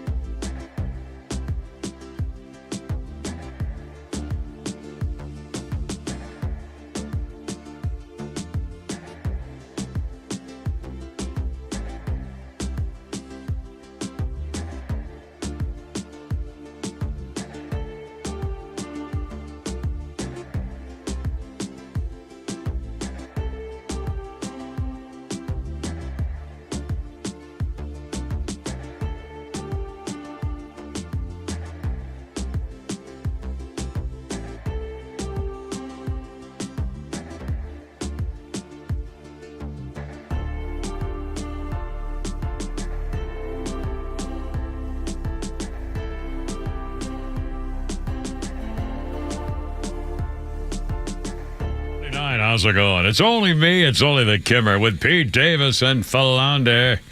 106.3. Jimmy Page, Robert Plant, John Paul Jones, and John Bonham made their live debut as Led Zeppelin, but billed as the new Yardbirds at Teen Club in Glastakes, a suburb of the outskirts of Copenhagen, Denmark, on this day in 1968. Led Zeppelin, that's how they were billed. 1,200 youngsters went to the show at the school. Teen Club president Lars Abel introduced them, quote, the new Yardbirds on stage, introduced Robert Plant as Robert Platt. A local review stated, quote, this is the Led Zeppelin Yardbirds. The local review said, quote, their performance and their music were absolutely flawless, and the music continued to ring nicely in the ears for some time after the curtains were drawn after their show. We can therefore conclude that the new Yardbirds are at least as good as the old ones were. The new Yardbirds are as good as the old Yardbirds. Kids, you gotta love them. Birthdays include Julie Kavner. You remember her. She's Marge on The Simpsons. She's 73, but she was also Rhoda's little sister, wasn't she? Don't you remember that? Mary Tyler Moore? Yeah. Yeah, and I remember her saying, this is Carlton, your doorman. Well, she didn't say that. No, he did, though. But Julie Kavner, a very distinctive voice, 73 years old today. And they were, and I get, people don't realize when they were just doing the voices for The Simpsons and going in the studio and recording the voices, they were making like $100,000 a week. I mean, good for them, but I don't think people realized how lucrative that was for just recording your voice. On this day in history, it's kind of a sports thing, Pete. I feel bad about this. 1896, A.H. Whiting won the first car race held on a track. 1896, 40,000, here's Flounder's Guide, 40,000 rednecks showed up in Cranston, Rhode Island. Yeah, a lot of big rednecks in Cranston, Rhode Island in 1896 to see Whiting tear around the course at 24 miles an hour. Wasn't everybody a redneck in 1896? You had to be. You worked outside with a collar and your son got your neck got red. Anyway, speaking of red, we got a comedy thing coming up. Flounder found a James Gregory. You mentioned the other day. We're going to play that for you at some point later. Also, we still have a Pete's Tweets coming up in Holy Crap at Sports. I mentioned we talked about the mayor of New York, or you heard him talking, Mayor. Honestly, I get so sick and tired of these freaking liberals. You deliberately tried to rub our noses in it over the last several years when we were complaining about the wall. And you said, oh no, tear down the wall. We will be a sanctuary city. We will love and let you, just like the Statue of Liberty, give us your tired, your poor. And we'll take them all. Well, by God, now you're getting them.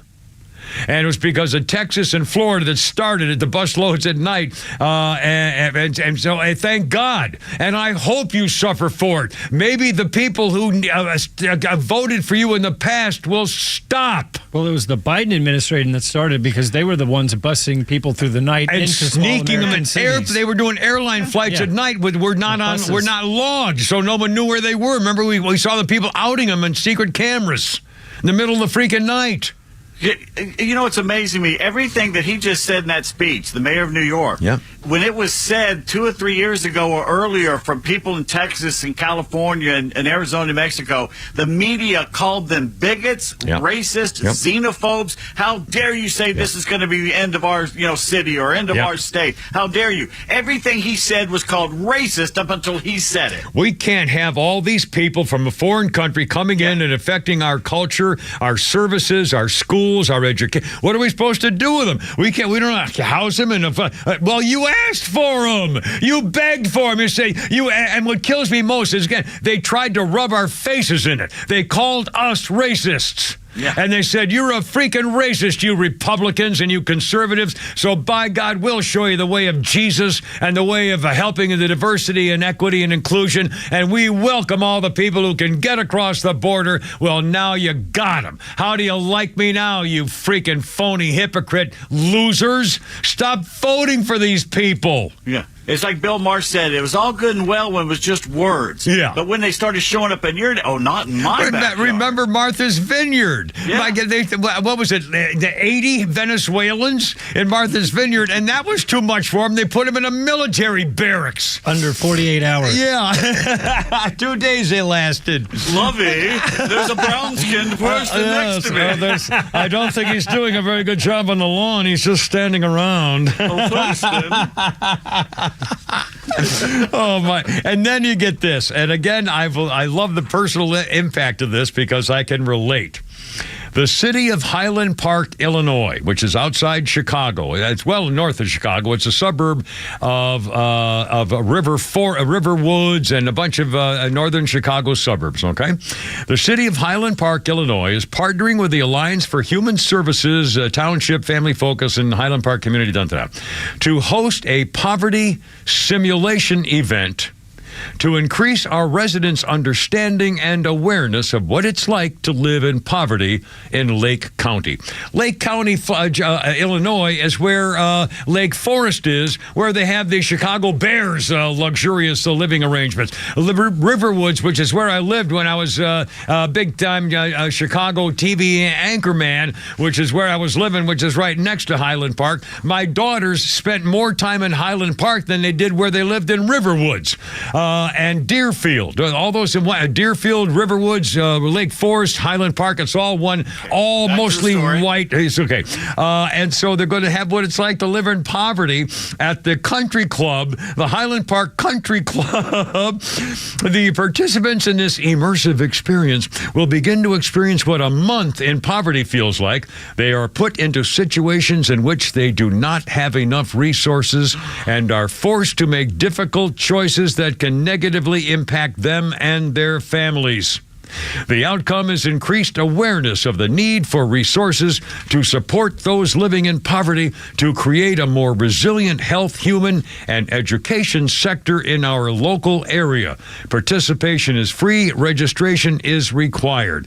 Saturday, September 9th, 9 to 11:30 at the Highland Park Country Club. Hold on a minute. So if you have a chance on not too early Saturday morning, around 9 o'clock, have your breakfast, make sure you get your nourishment.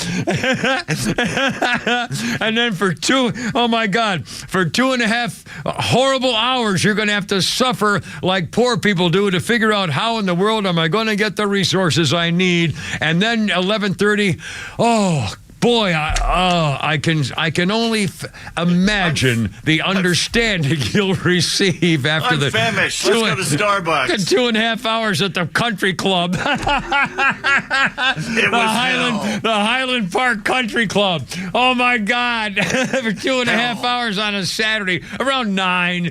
We don't want to crack a dawn or anything like the homeless do. Maybe overnight. 9:15. Refreshments will be served. Oh my God! I mean, this is hysterical. How poor can you get in 2.5 hours? Highland Park. I'm telling you, I know that this is where we used to live there. Okay. No one knows about these places you're talking about, so equate them to Atlanta. It's a country club of the South, and Atlanta Country Club. What's Johns Creek, Milton, Alpharetta. Well, even bigger than that. It's the ritzier part. What are the ritzy parts of around Alpharetta? Yeah, kind of a wealthy Buckhead. Yeah, absolutely. That's more like it. But it's not in city like that. It doesn't have the city stuff West Paces Ferry does, but it's that kind of, it's money. Well, it's Tuxedo Drive. We'll call it that. It's more like almost like that area.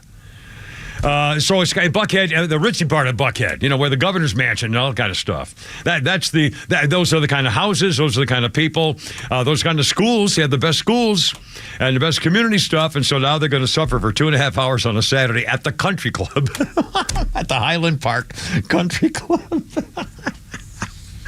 Oh God! I mean, this is just stop voting for these people. Don't let them get away with it. You know what? It's funny. Okay. I'm going to do one little Pete's tweets here. All right. Do we have time? Yeah, we got 40 seconds, and then we'll do the whole thing after the top of the news. All right, 40 seconds here. All right, I got it right. Take your time. Here. We're good. Hold on a second. All right. What's his face? Dilbert cartoonist Scott Adams tweeted this. Yeah. This is what Democrats have given us. The ADL to destroy free speech. Teachers unions to destroy education. No bail. Fewer police to destroy retail and cities. Climate alarm to destroy our energy sector. Bad judges to destroy the credibility of our judicial system. Fake news to destroy patriotism and replace it with division. Pandemic mandates to destroy our mental health and future of our children. And a Ukraine war to destroy whatever is left of us. Dilbert, God bless America. Hoorah. Pete Davis, Holy Craft Sports coming up. It's 5 o'clock. Look out.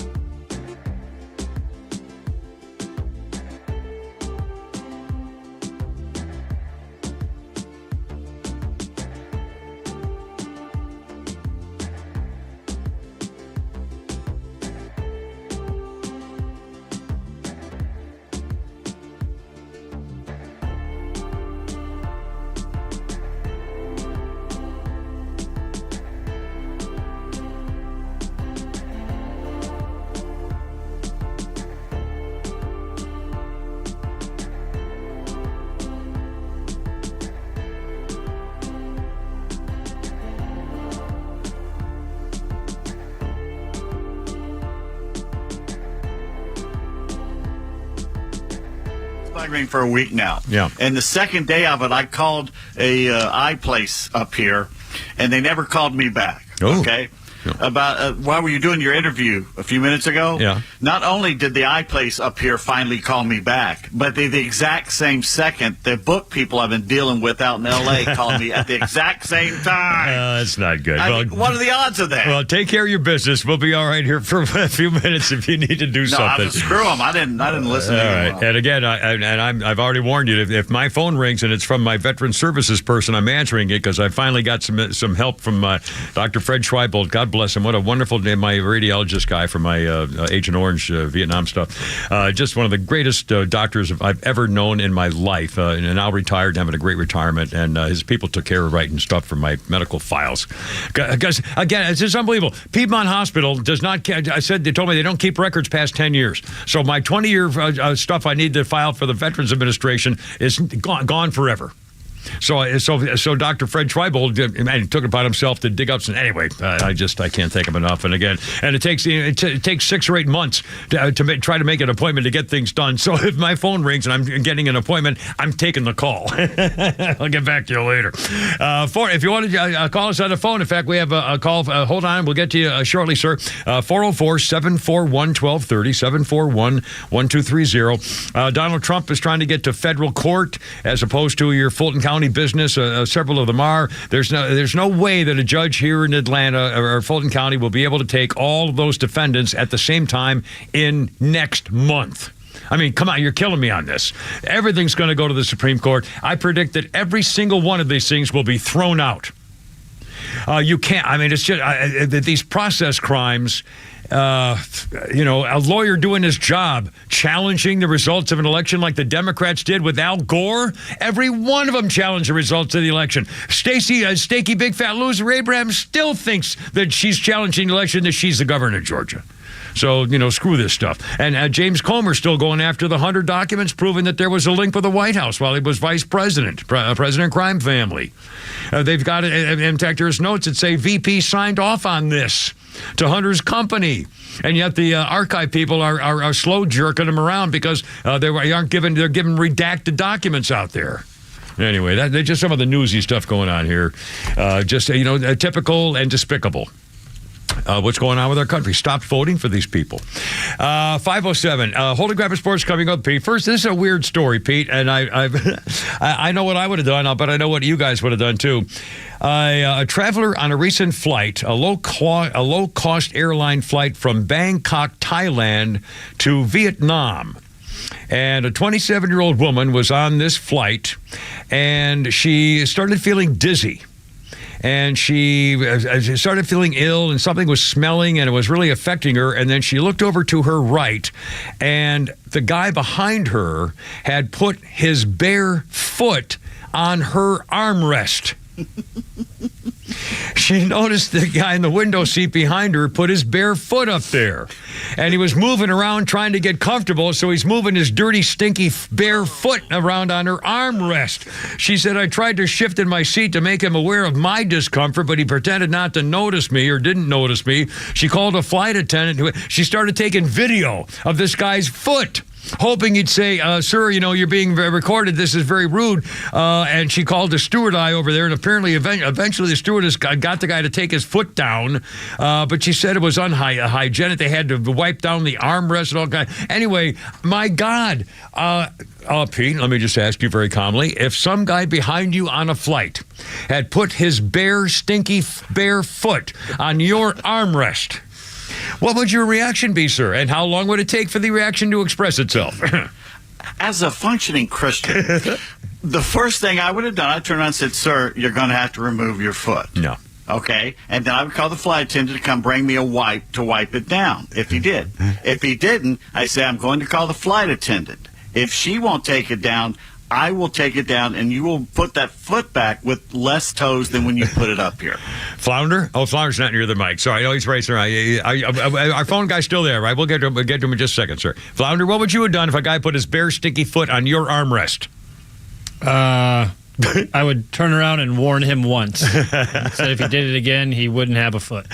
I think honestly, the only thing I would have smashed it with either I wouldn't want to touch it with my hand, but I would have either, if I had a glass or something available to me, I would have used that to smash that foot as hard as I could, or my elbow to hopefully break his foot bone or something in the foot, and say, "Oh my God, it's a rat! There's a rat on the plane! Oh my God!" Trying to save the people from a bear rat was on the plane. I couldn't believe it, Judge.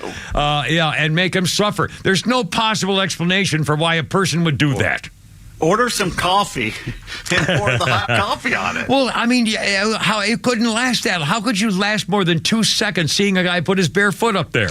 No, it would be immediate. You wouldn't have time to go, give me some hot coffee. I'm going to play a trick on this guy. I mean, there's no way. I mean, Mike, it just shows that the narcissism to think that he could do that to another human being and that he can get in their space like that. Yeah, it's like the the crowd mentality, I guess, like lynching mobs and stuff. Because when you're in somebody else's territory, you're on a plane that's not your territory. You can kind of act differently and do what you want because it's not where you live. But that's just, that's just disgusting. It's like people who walk around barefoot on planes. Oh, you can't take your shoes and socks off on a plane. Oh my God. Oh, I take my shoes off because my feet expand. Well, then take off, and I hate that. Yeah, but still, that's bad enough because then the wafting of the the green cloud comes wafting up. Anyway, it's all right, 10 after 5. Maybe on you. Now we have a phone call here, Flounder. Is that correct? Let's see who was on our phone here, if we don't mind. This is this Christian? I believe it's Christian. Ready to entertain us here at 510 with the Kimmer, Pete, and Flounder on 106.3. Hello, Christian. Welcome aboard.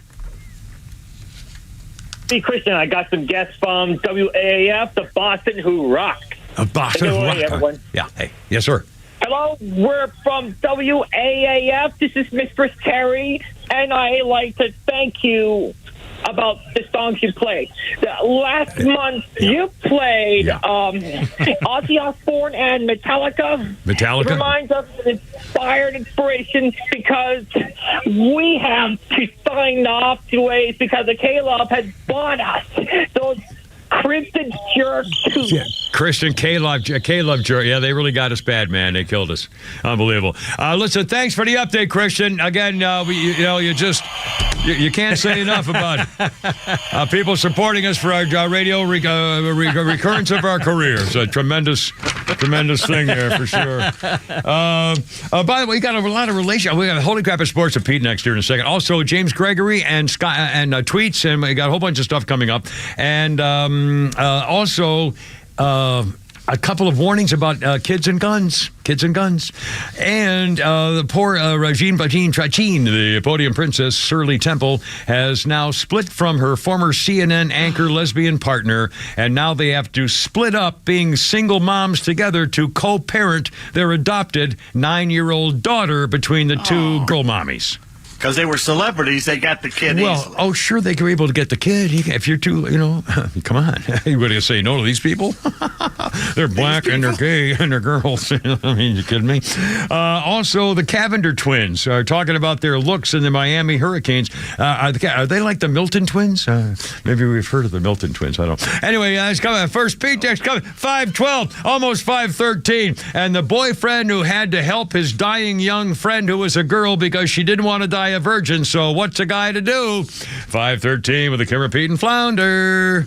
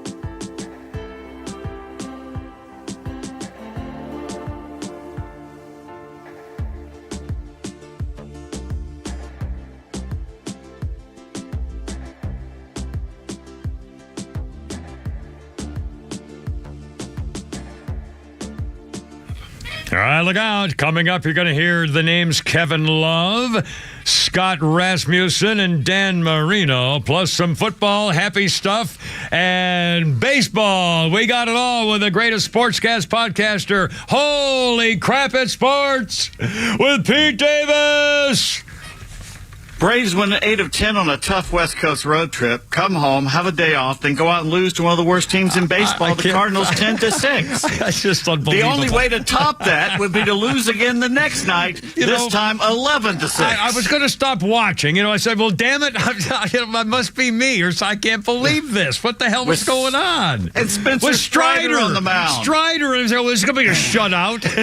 Strider, he barely got out of the game. First inning. Man. Oh. So Spencer's attempt at 300 strikeouts or the Cy Young Award this year likely went up in smoke with last night's performance. Yeah. But that's okay. Concentrate on the postseason. That's what we're trying to do here. Just don't blow the lead to the Dodgers. But anyway, Matt Olson smashed his 46th home run. He's now 2 ahead of Shohei. Max Fried on the mound tonight to stop the 3-game skid against Adam Wainwright. So that should be fun. Mm-hmm. And Austin Riley has the night off, so Nicky Lopez will play third base and bat ninth. The bad news, Michael Soroka is done for the season. Yeah, the good news is just right forearm inflammation, no surgery needed, just rest. Well, that's good news, man. That is good news. How bad and boring has the Mets season fallen to? Announcers Gary Thorne and Keith Hernandez found themselves locked into a discussion about how to kill a vampire after they noticed a live bat hanging out behind home plate during the Mets-Nationals game in Washington, D.C. last night. Turned out it was just Mitch McConnell. Hanging upside down again, was he? The old bat. Gary says you can whittle a baseball bat down into a stake, and Keith said you can take that stake and drive it into a vampire's heart, but he also says garlic is a good deterrent, too. That's what they're doing now in the Mets broadcast. Stories of vampires, Mm-hmm. The NFL is back tonight. Get your bets ready. Yeah, boy. Lions play, it's the Lions against the Super Bowl champion Chiefs. Hall of Fame Bears linebacker Dick Butkus tweeted, I got real excited until I realized it was the Detroit Lions. Those rivalries never end, Don't they have that Seattle guy playing there now? That little Brian Wilson or whatever his name is?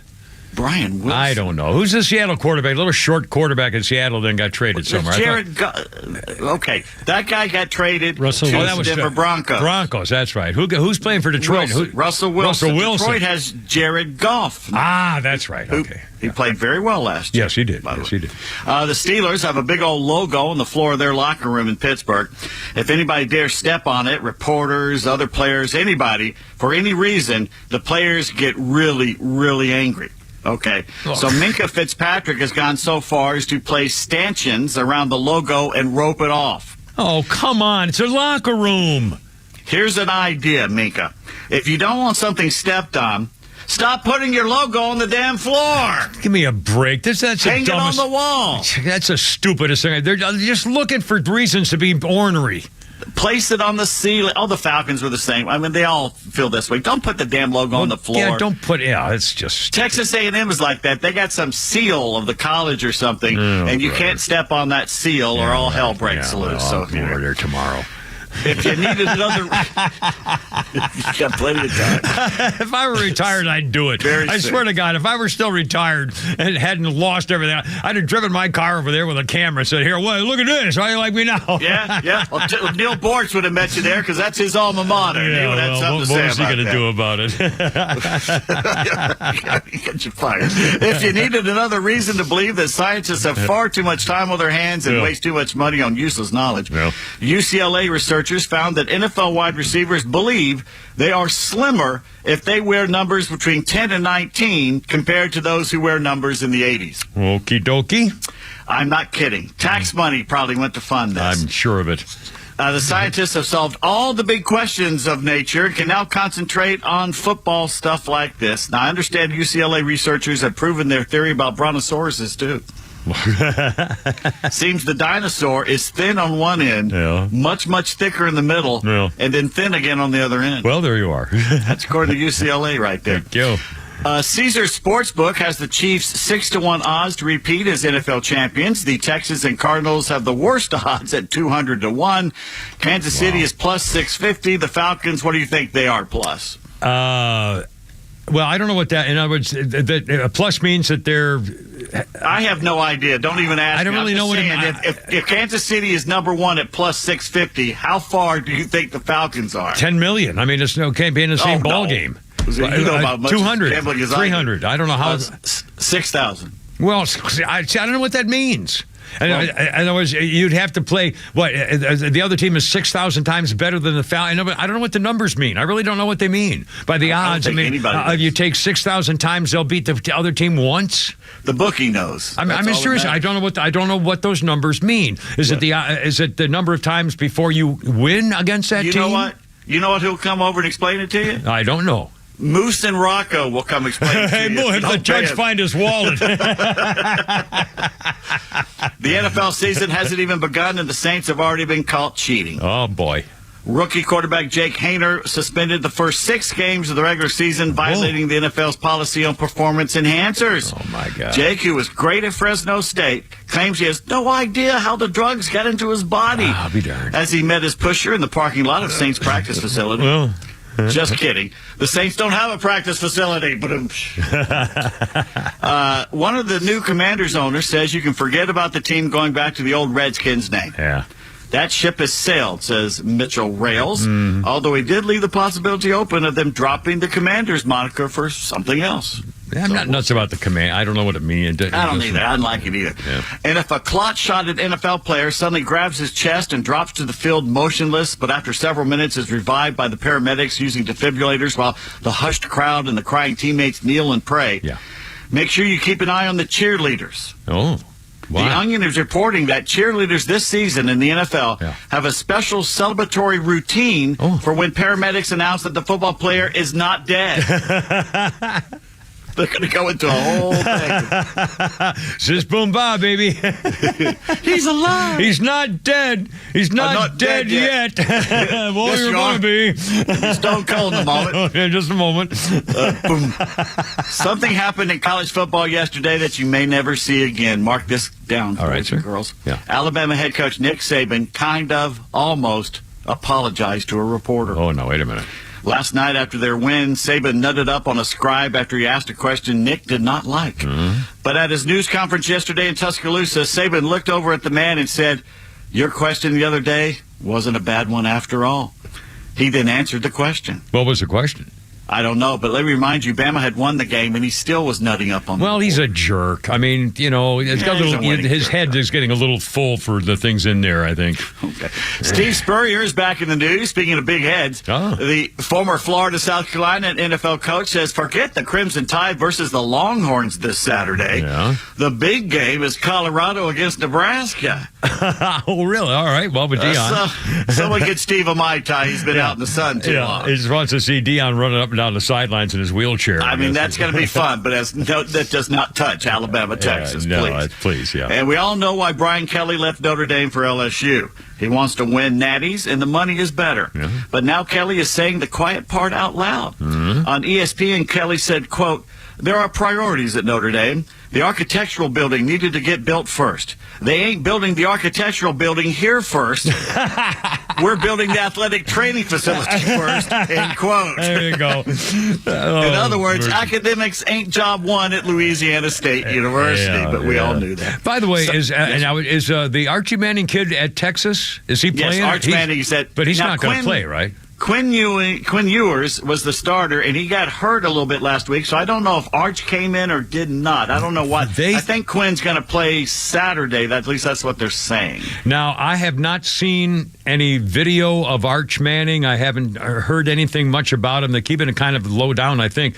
Do you know, is he a star now? Is he going to be playing this year as a freshman, and is he that much of a superstar that they're going to work him in there, do you think, or do you have any idea? Let me put it this way. Yeah. Archie Manning is my all-time greatest, most favorite football player. He could throw, he could run, he was a leader. Okay. His boys could throw, but they could not run. They got their mama's legs. Yeah.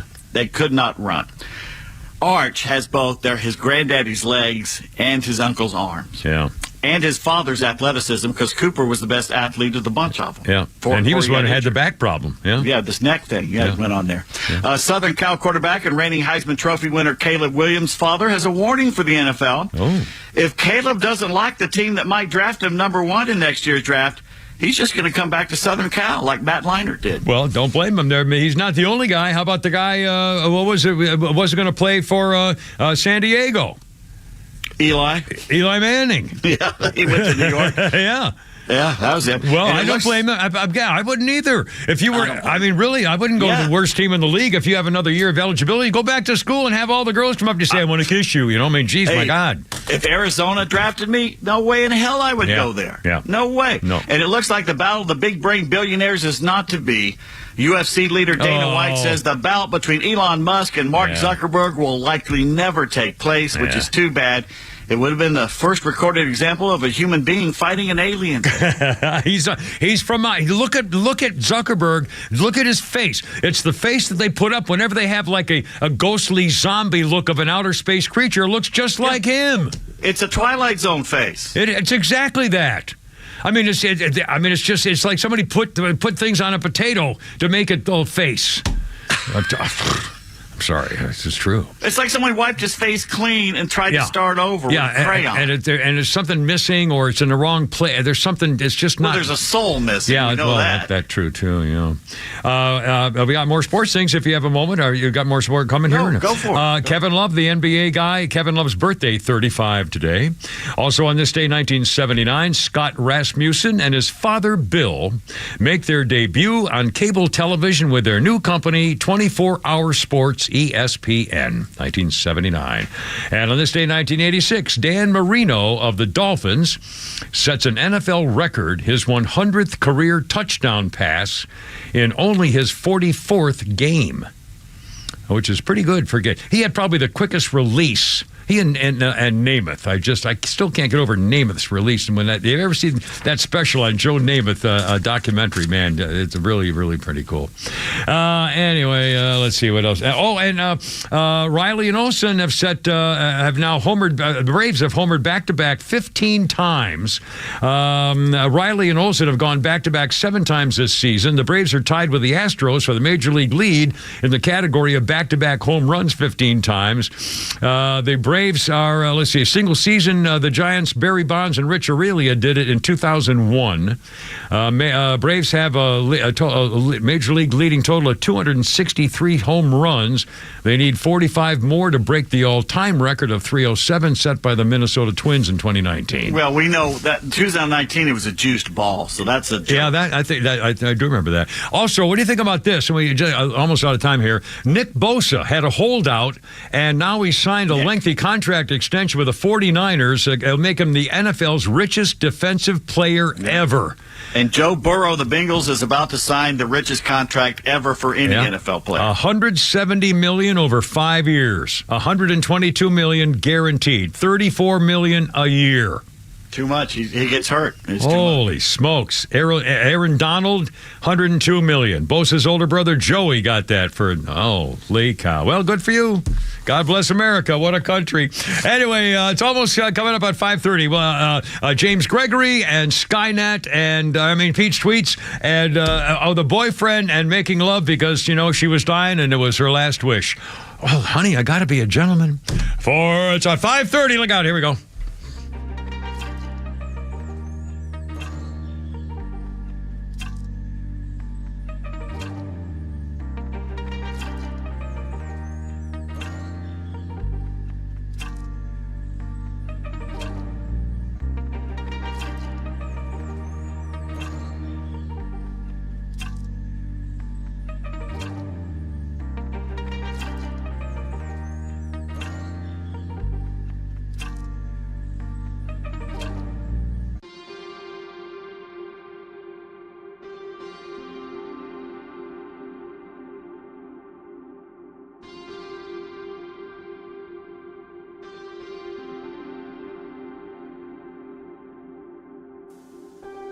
I can tell you where to go to get the safe company you can trust and not give up your private information to the feds when they come calling. AtlantaSafehouse.com will protect you. We talked to Jeff today, and Jeff and Mark at Atlanta Safe House are telling you right now, Atlanta Safe House will never give out your safe's master reset code, which is what the FBI demanded when they came into that guy's house involved in the mostly peaceful January 6th, mostly peaceful protest, and took his safe, and the company that owned that safe gave up the code to the FBI. Atlanta Safe House is not going to do it. In fact, they will replace any Liberty Safe lock and give you, the customer, the master reset code, period, so it's all yours. The place to buy a safe in Georgia is the Non-Woke Company. Their showroom is in Ackworth, Atlanta Safe House, on the web, atlantasafehouse.com. And it's not just big gun safes, jewelry safes, business safes, high security safes, vault doors. Protect your assets and keep it secret from the feds when they come sneaking around your property trying to break the freaking law. Fight back the way they do at Atlanta Safe House. Check them out at atlantasafehouse.com. And by the way, tell them the Kimmer sent you to protect your assets and to protect your liberty and your freedom. atlantasafehouse.com.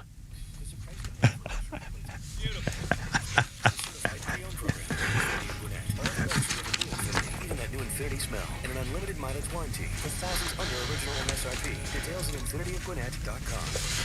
Closely. Gorgeous new Infinity, right? It's a certified pre-owned Infinity. Now at Infinity of Gwinnett. Drive the Infinity you've always wanted at a fraction of original pricing. Each with a 6-year unlimited mileage warranty, 167-point inspection, and complimentary Carfax report. And no one will know it's not new, except you. Infinity of Gwinnett. Boulevard in Duluth. Number 1 certified pre-owned Infinity dealer in the United States. InfinityofGwinnett.com. It's thousands less than pre-owned program.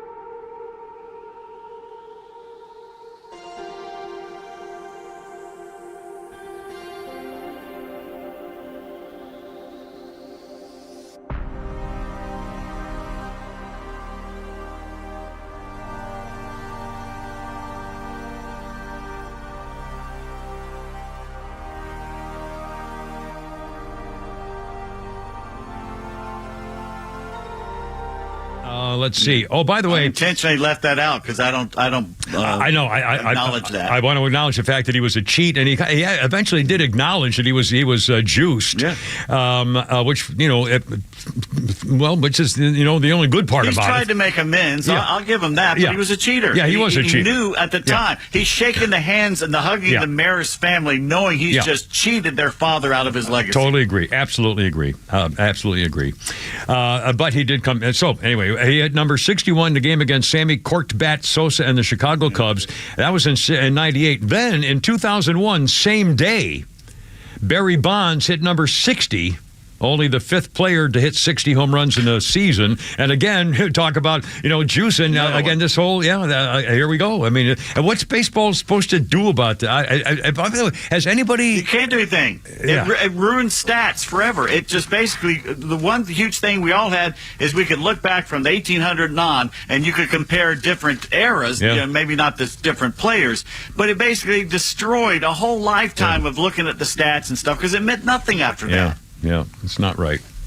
By the way, coming up, Flounders. I almost hate to do this, but there's 2 or 3 stories in the news which are really awful, and they're involving children, kind of a deal. And I want to mention them to you because it's important that we once in a while remember this kind of thing, just for the record, for our own safety. Okay, so I'm going to do that. Then we're going to play a little comedy with James Gregory, and we'll have a little more fun, some great stuff here before we go on for the day. Okay, now, well, again, the other day we told the story about the guy at the gas station. A 7-year-old boy and his little brother were in a car at the DeKalb County gas station. Father went inside to do something. Gunshot in the car.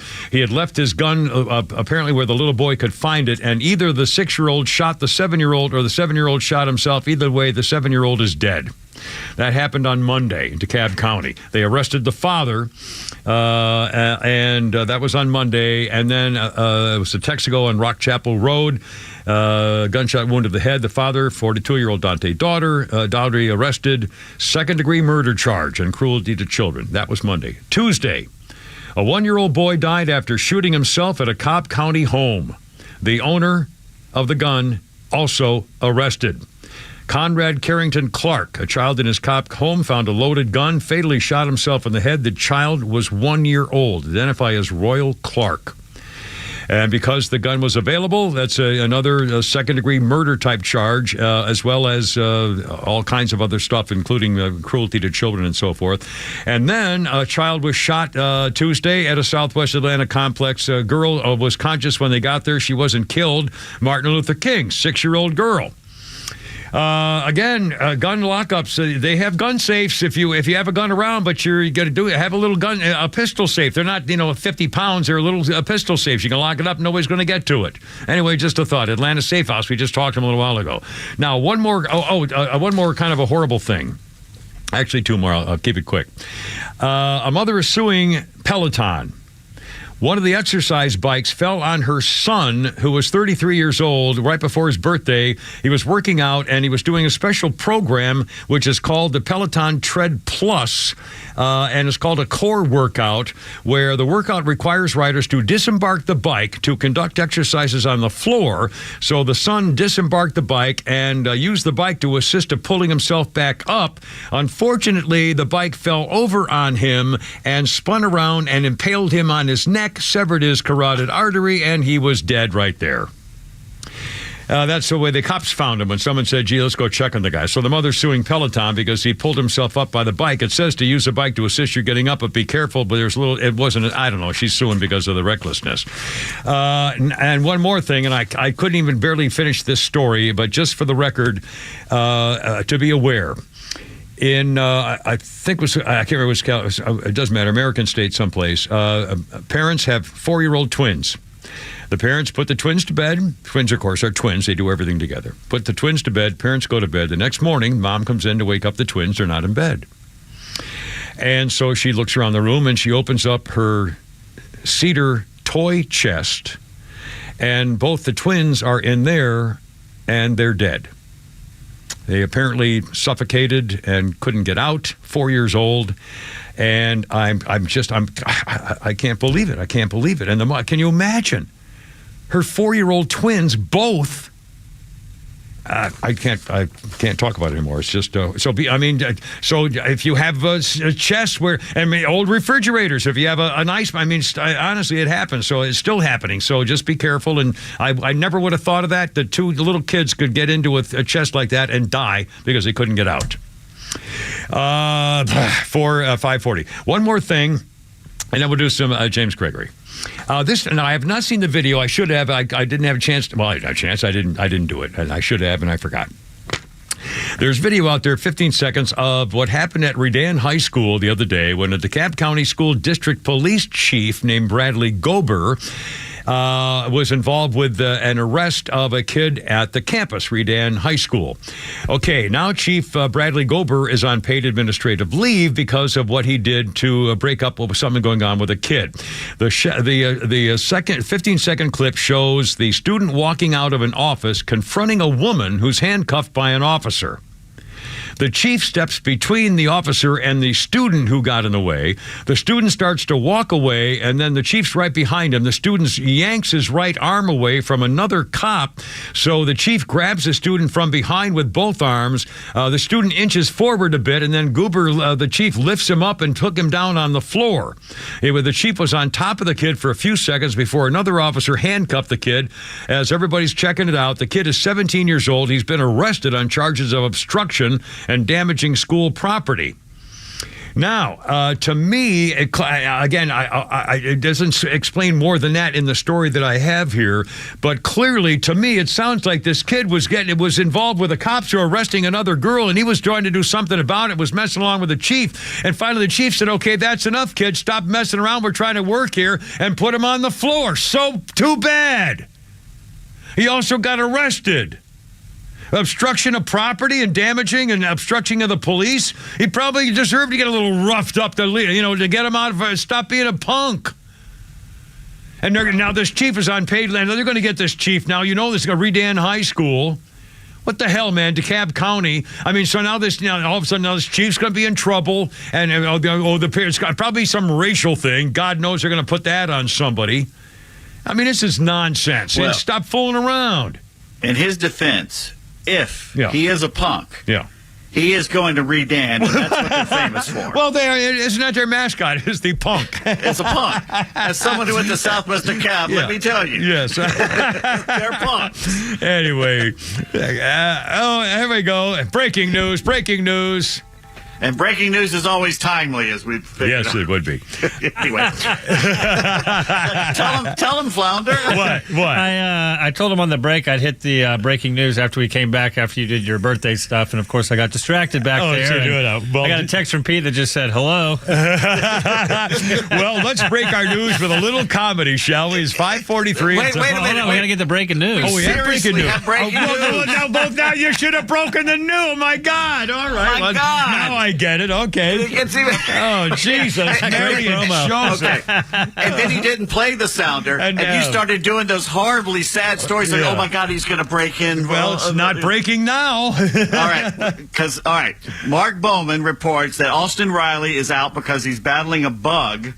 He called the head trainer this morning and said, I've been vomiting throughout the night. Oh, no. So hopefully he's feeling better. Well, I hope and it's... Brad McMurphy, what? No, I'm hoping it's. It doesn't sound like the China type virus, because that's not a puking virus. It sounds like food poisoning or a stomach bug or something. So that's good. I'm saying that's good. Weighs in. Huh? No, I'm hoping that's good news. That it's just something he ate. The AMA says it's against the law to do stuff like that without seeing the patient first. Well, I'm identifying as a doctor, so kiss my butt. That's true. How about that? Brett McMurphy reports that not only will Donald Trump be at the Iowa State game Saturday, Ron DeSantis, Asa Hutchinson, and Vivek Ramaswamy will all be there. You knew that had to happen. As soon as Trump's going, they all have to go to Iowa. And if New Hampshire was having a game with New Hampshire State, they'd go to that one too. That's going to be one full box of sweets up there. Can you imagine the TV coverage and the crowd and the I wonder if they're going to be chants and screams and go Joe. Brandon. Oh my, who knows? What a nightmare. Yeah, I'll bet. Can you imagine the crowd and the traffic and the security going into that stadium? Just being around. Oh my God. Holy cow. They're all going to be searched, I guess. Well, there's only like 16,000 you can fit in that. I don't know, but oh my God, it's going to be a riot. All right, 5:45. James Gregory, a little comedy coming up next with the Kimmer, Pete, and Flounder. I promise, probably.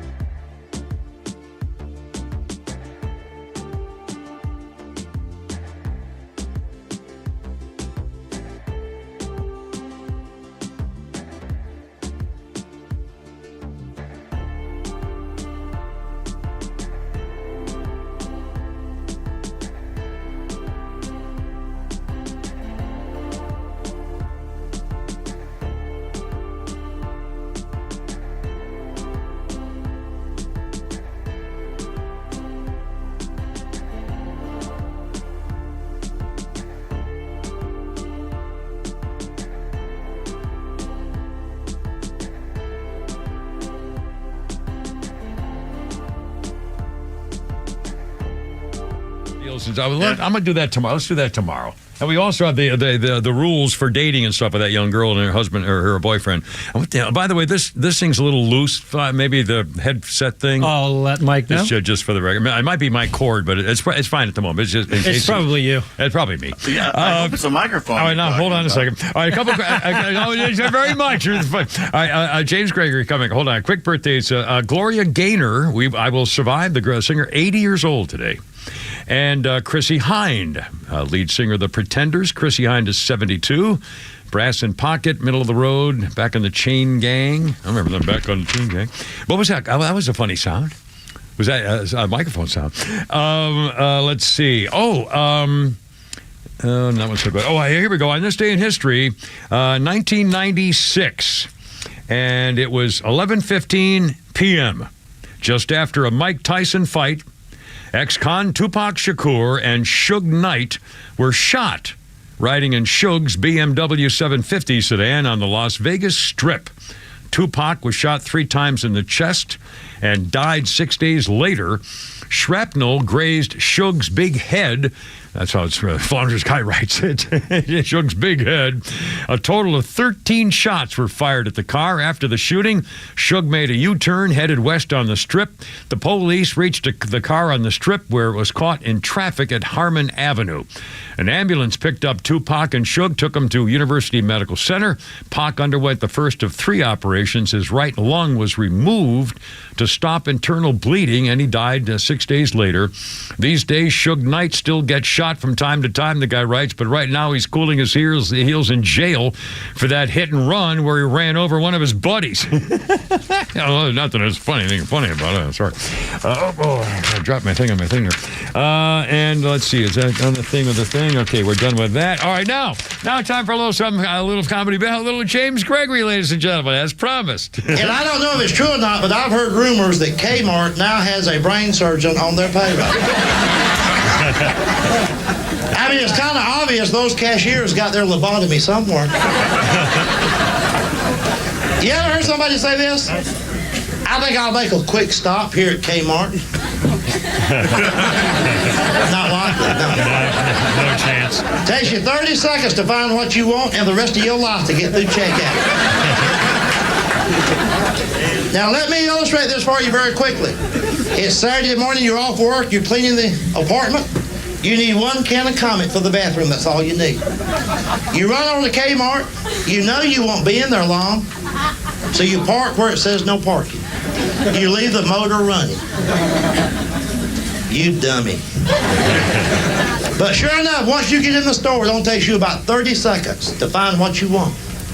You got your hand on this can of Comet, and you're so happy. You're almost bubbly. Store's not crowded. Matter of fact, you're the only one there. Now you get up there to pay for it. It's just you, 1 can of Comet, and the Kmart cashier. And you know what she's like.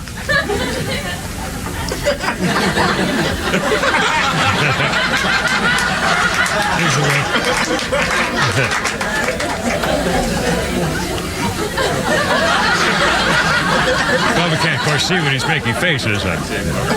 Angry faces, hideous faces. Yes, sir, these are 2 for $1. And you just got 1. Well, of course she's stumped. What a math problem. Customer assistance registered 1. James Gregory. Anyway, quite a character. Let's see, 5:54. By the way, we do have some male-female items in the news today before we wrap it up. Can't believe the show's almost over. Danny Masterson, the red-haired actor from that 70s show, was sentenced today for 30 years in prison for the conviction of 2 rapes. A third rape charge was a hung jury. He denied all. He said it was all consensual. He was part of the Science of Christian. What is it? The Christian Scientology thing? Scientology. Scientology, not the other one. Scientology. And the girls were members of Scientology, and they claimed that he drugged them, put something in their drink, and raped them. He claims it was all consensual. Anyway, they testified at the hearing today for his sentence. He got 30 years. He's been married for 22 years to a fellow actress. Person. Anyway, Danny Masterson, 30 years in prison for double rapes. Al Pacino and Noor Alfallah, his girlfriend, are still together, but they're separate, and they've now made an agreement on how to raise their child. Al Pacino, all 83 years old of him, and his 29-year-old girlfriend gave birth to their son at Cedars-Sinai Hospital in June. They were ecstatic and celebrating everything else, but now they've called it quits. They've been dating for a year, and that's over. So they're trying to figure out they just had the freaking baby. So now that's over. So they're, not that he was going to be a daddy for long. I mean, the kid's not going to bring daddy to his high school graduation, okay, chances are, in 18 years. So they knew that was going to last long anyway. So she was going to have a kid without a daddy, or without his real daddy. Not that there's, stepdaddies could be real daddies. I'm sorry, I didn't mean to imply anything else. Or adopted daddies. But anyway, they're still together, but kind of living separately, and they've come to an agreement. They filed a petition that she will get, or wants to get, full physical custody of their 3-month-old son, Roman Alfalfa Pacino. Maybe that's Alfala. I don't think she named him Alfalfa. It's possible. Alfalfa says that Pacino should have reasonable visitation and joint legal custody, so they both have a say in major decisions on the kid. And a declaration of parentage to a petition proving she and Pacino are the mother and he's the actual father. There was some done. I don't think he's 83. And anyway, they had a sudden turn in their relationship recently, and as obviously he caught her cheating. She didn't love him after all. Using him probably. Anyway, so they're working out the kid thing. All right, now, also, poor thing, Karine Jabin-Taji, the podium princess, Shirley Temple, has now split from her lover, Suzanne Melvo, the former CNN anchor chick. After they got themselves a baby. Yeah, they got shared custody of a 9-year-old daughter, Soleil. And so now the podium princess, Shirley Temple, says, I'm looking forward to being a single mom with this amazing kid. Wee woo. So now they've the two lesbians decided to have a baby so they could raise a baby together, and now they've split up. Malvo left CNN after Jean-Pierre Tertin got her job as a deputy press secretary to become a principal press secretary. And they were dating, and they got a baby. And so now they're split up, and so now they have a baby with 2 mommies and only one at a time. So there you go. Happy freaking relationship, because you know what you wanted, and you know what you deserved, and so you finally got it. Oh, mercy. All right, so ball game tonight. By the way, football tonight, Pete. Kansas City against Detroit. You got to think. Yeah, I mean, Kansas City Chiefs against Detroit. You got to believe that Kansas City's going to kill them, right? I don't know if they'll kill them, at least not at first. Detroit's a lot better than they used to be. That's a good coach, Campbell, up there. So I think they'll give them a little game. Kansas City should win it, most definitely. Well, anyway, are you excited about the season in particular? Yeah, I get more excited about college football than I do NFL, but I am excited to see the Falcons, see what they're going to do. Yeah. Now, again, it's too bad that the University of Georgia refuses to be on TV. They're going to put them on your wristwatch, only on the SEC network. Disney nobody can get because they don't. There's no such thing. You don't, because you're watching TV and you can't watch the Georgia games. It's kind of 2 weeks in a row. It's kind of a little disappointing. And a prediction on the Falcons season this year? I think they'll probably do pretty well. I think they'll probably get 9 wins, I'll bet you.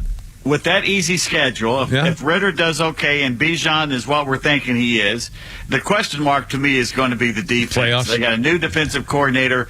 That defense, I don't know what they're going to have with that. Nobody knows until we see them in there. I wasn't that impressed during the preseason, but, they're not showing you anything. Yeah. I think with that easy schedule, they should make the playoffs. And by the way, because the division is horrible. Yeah. Yeah.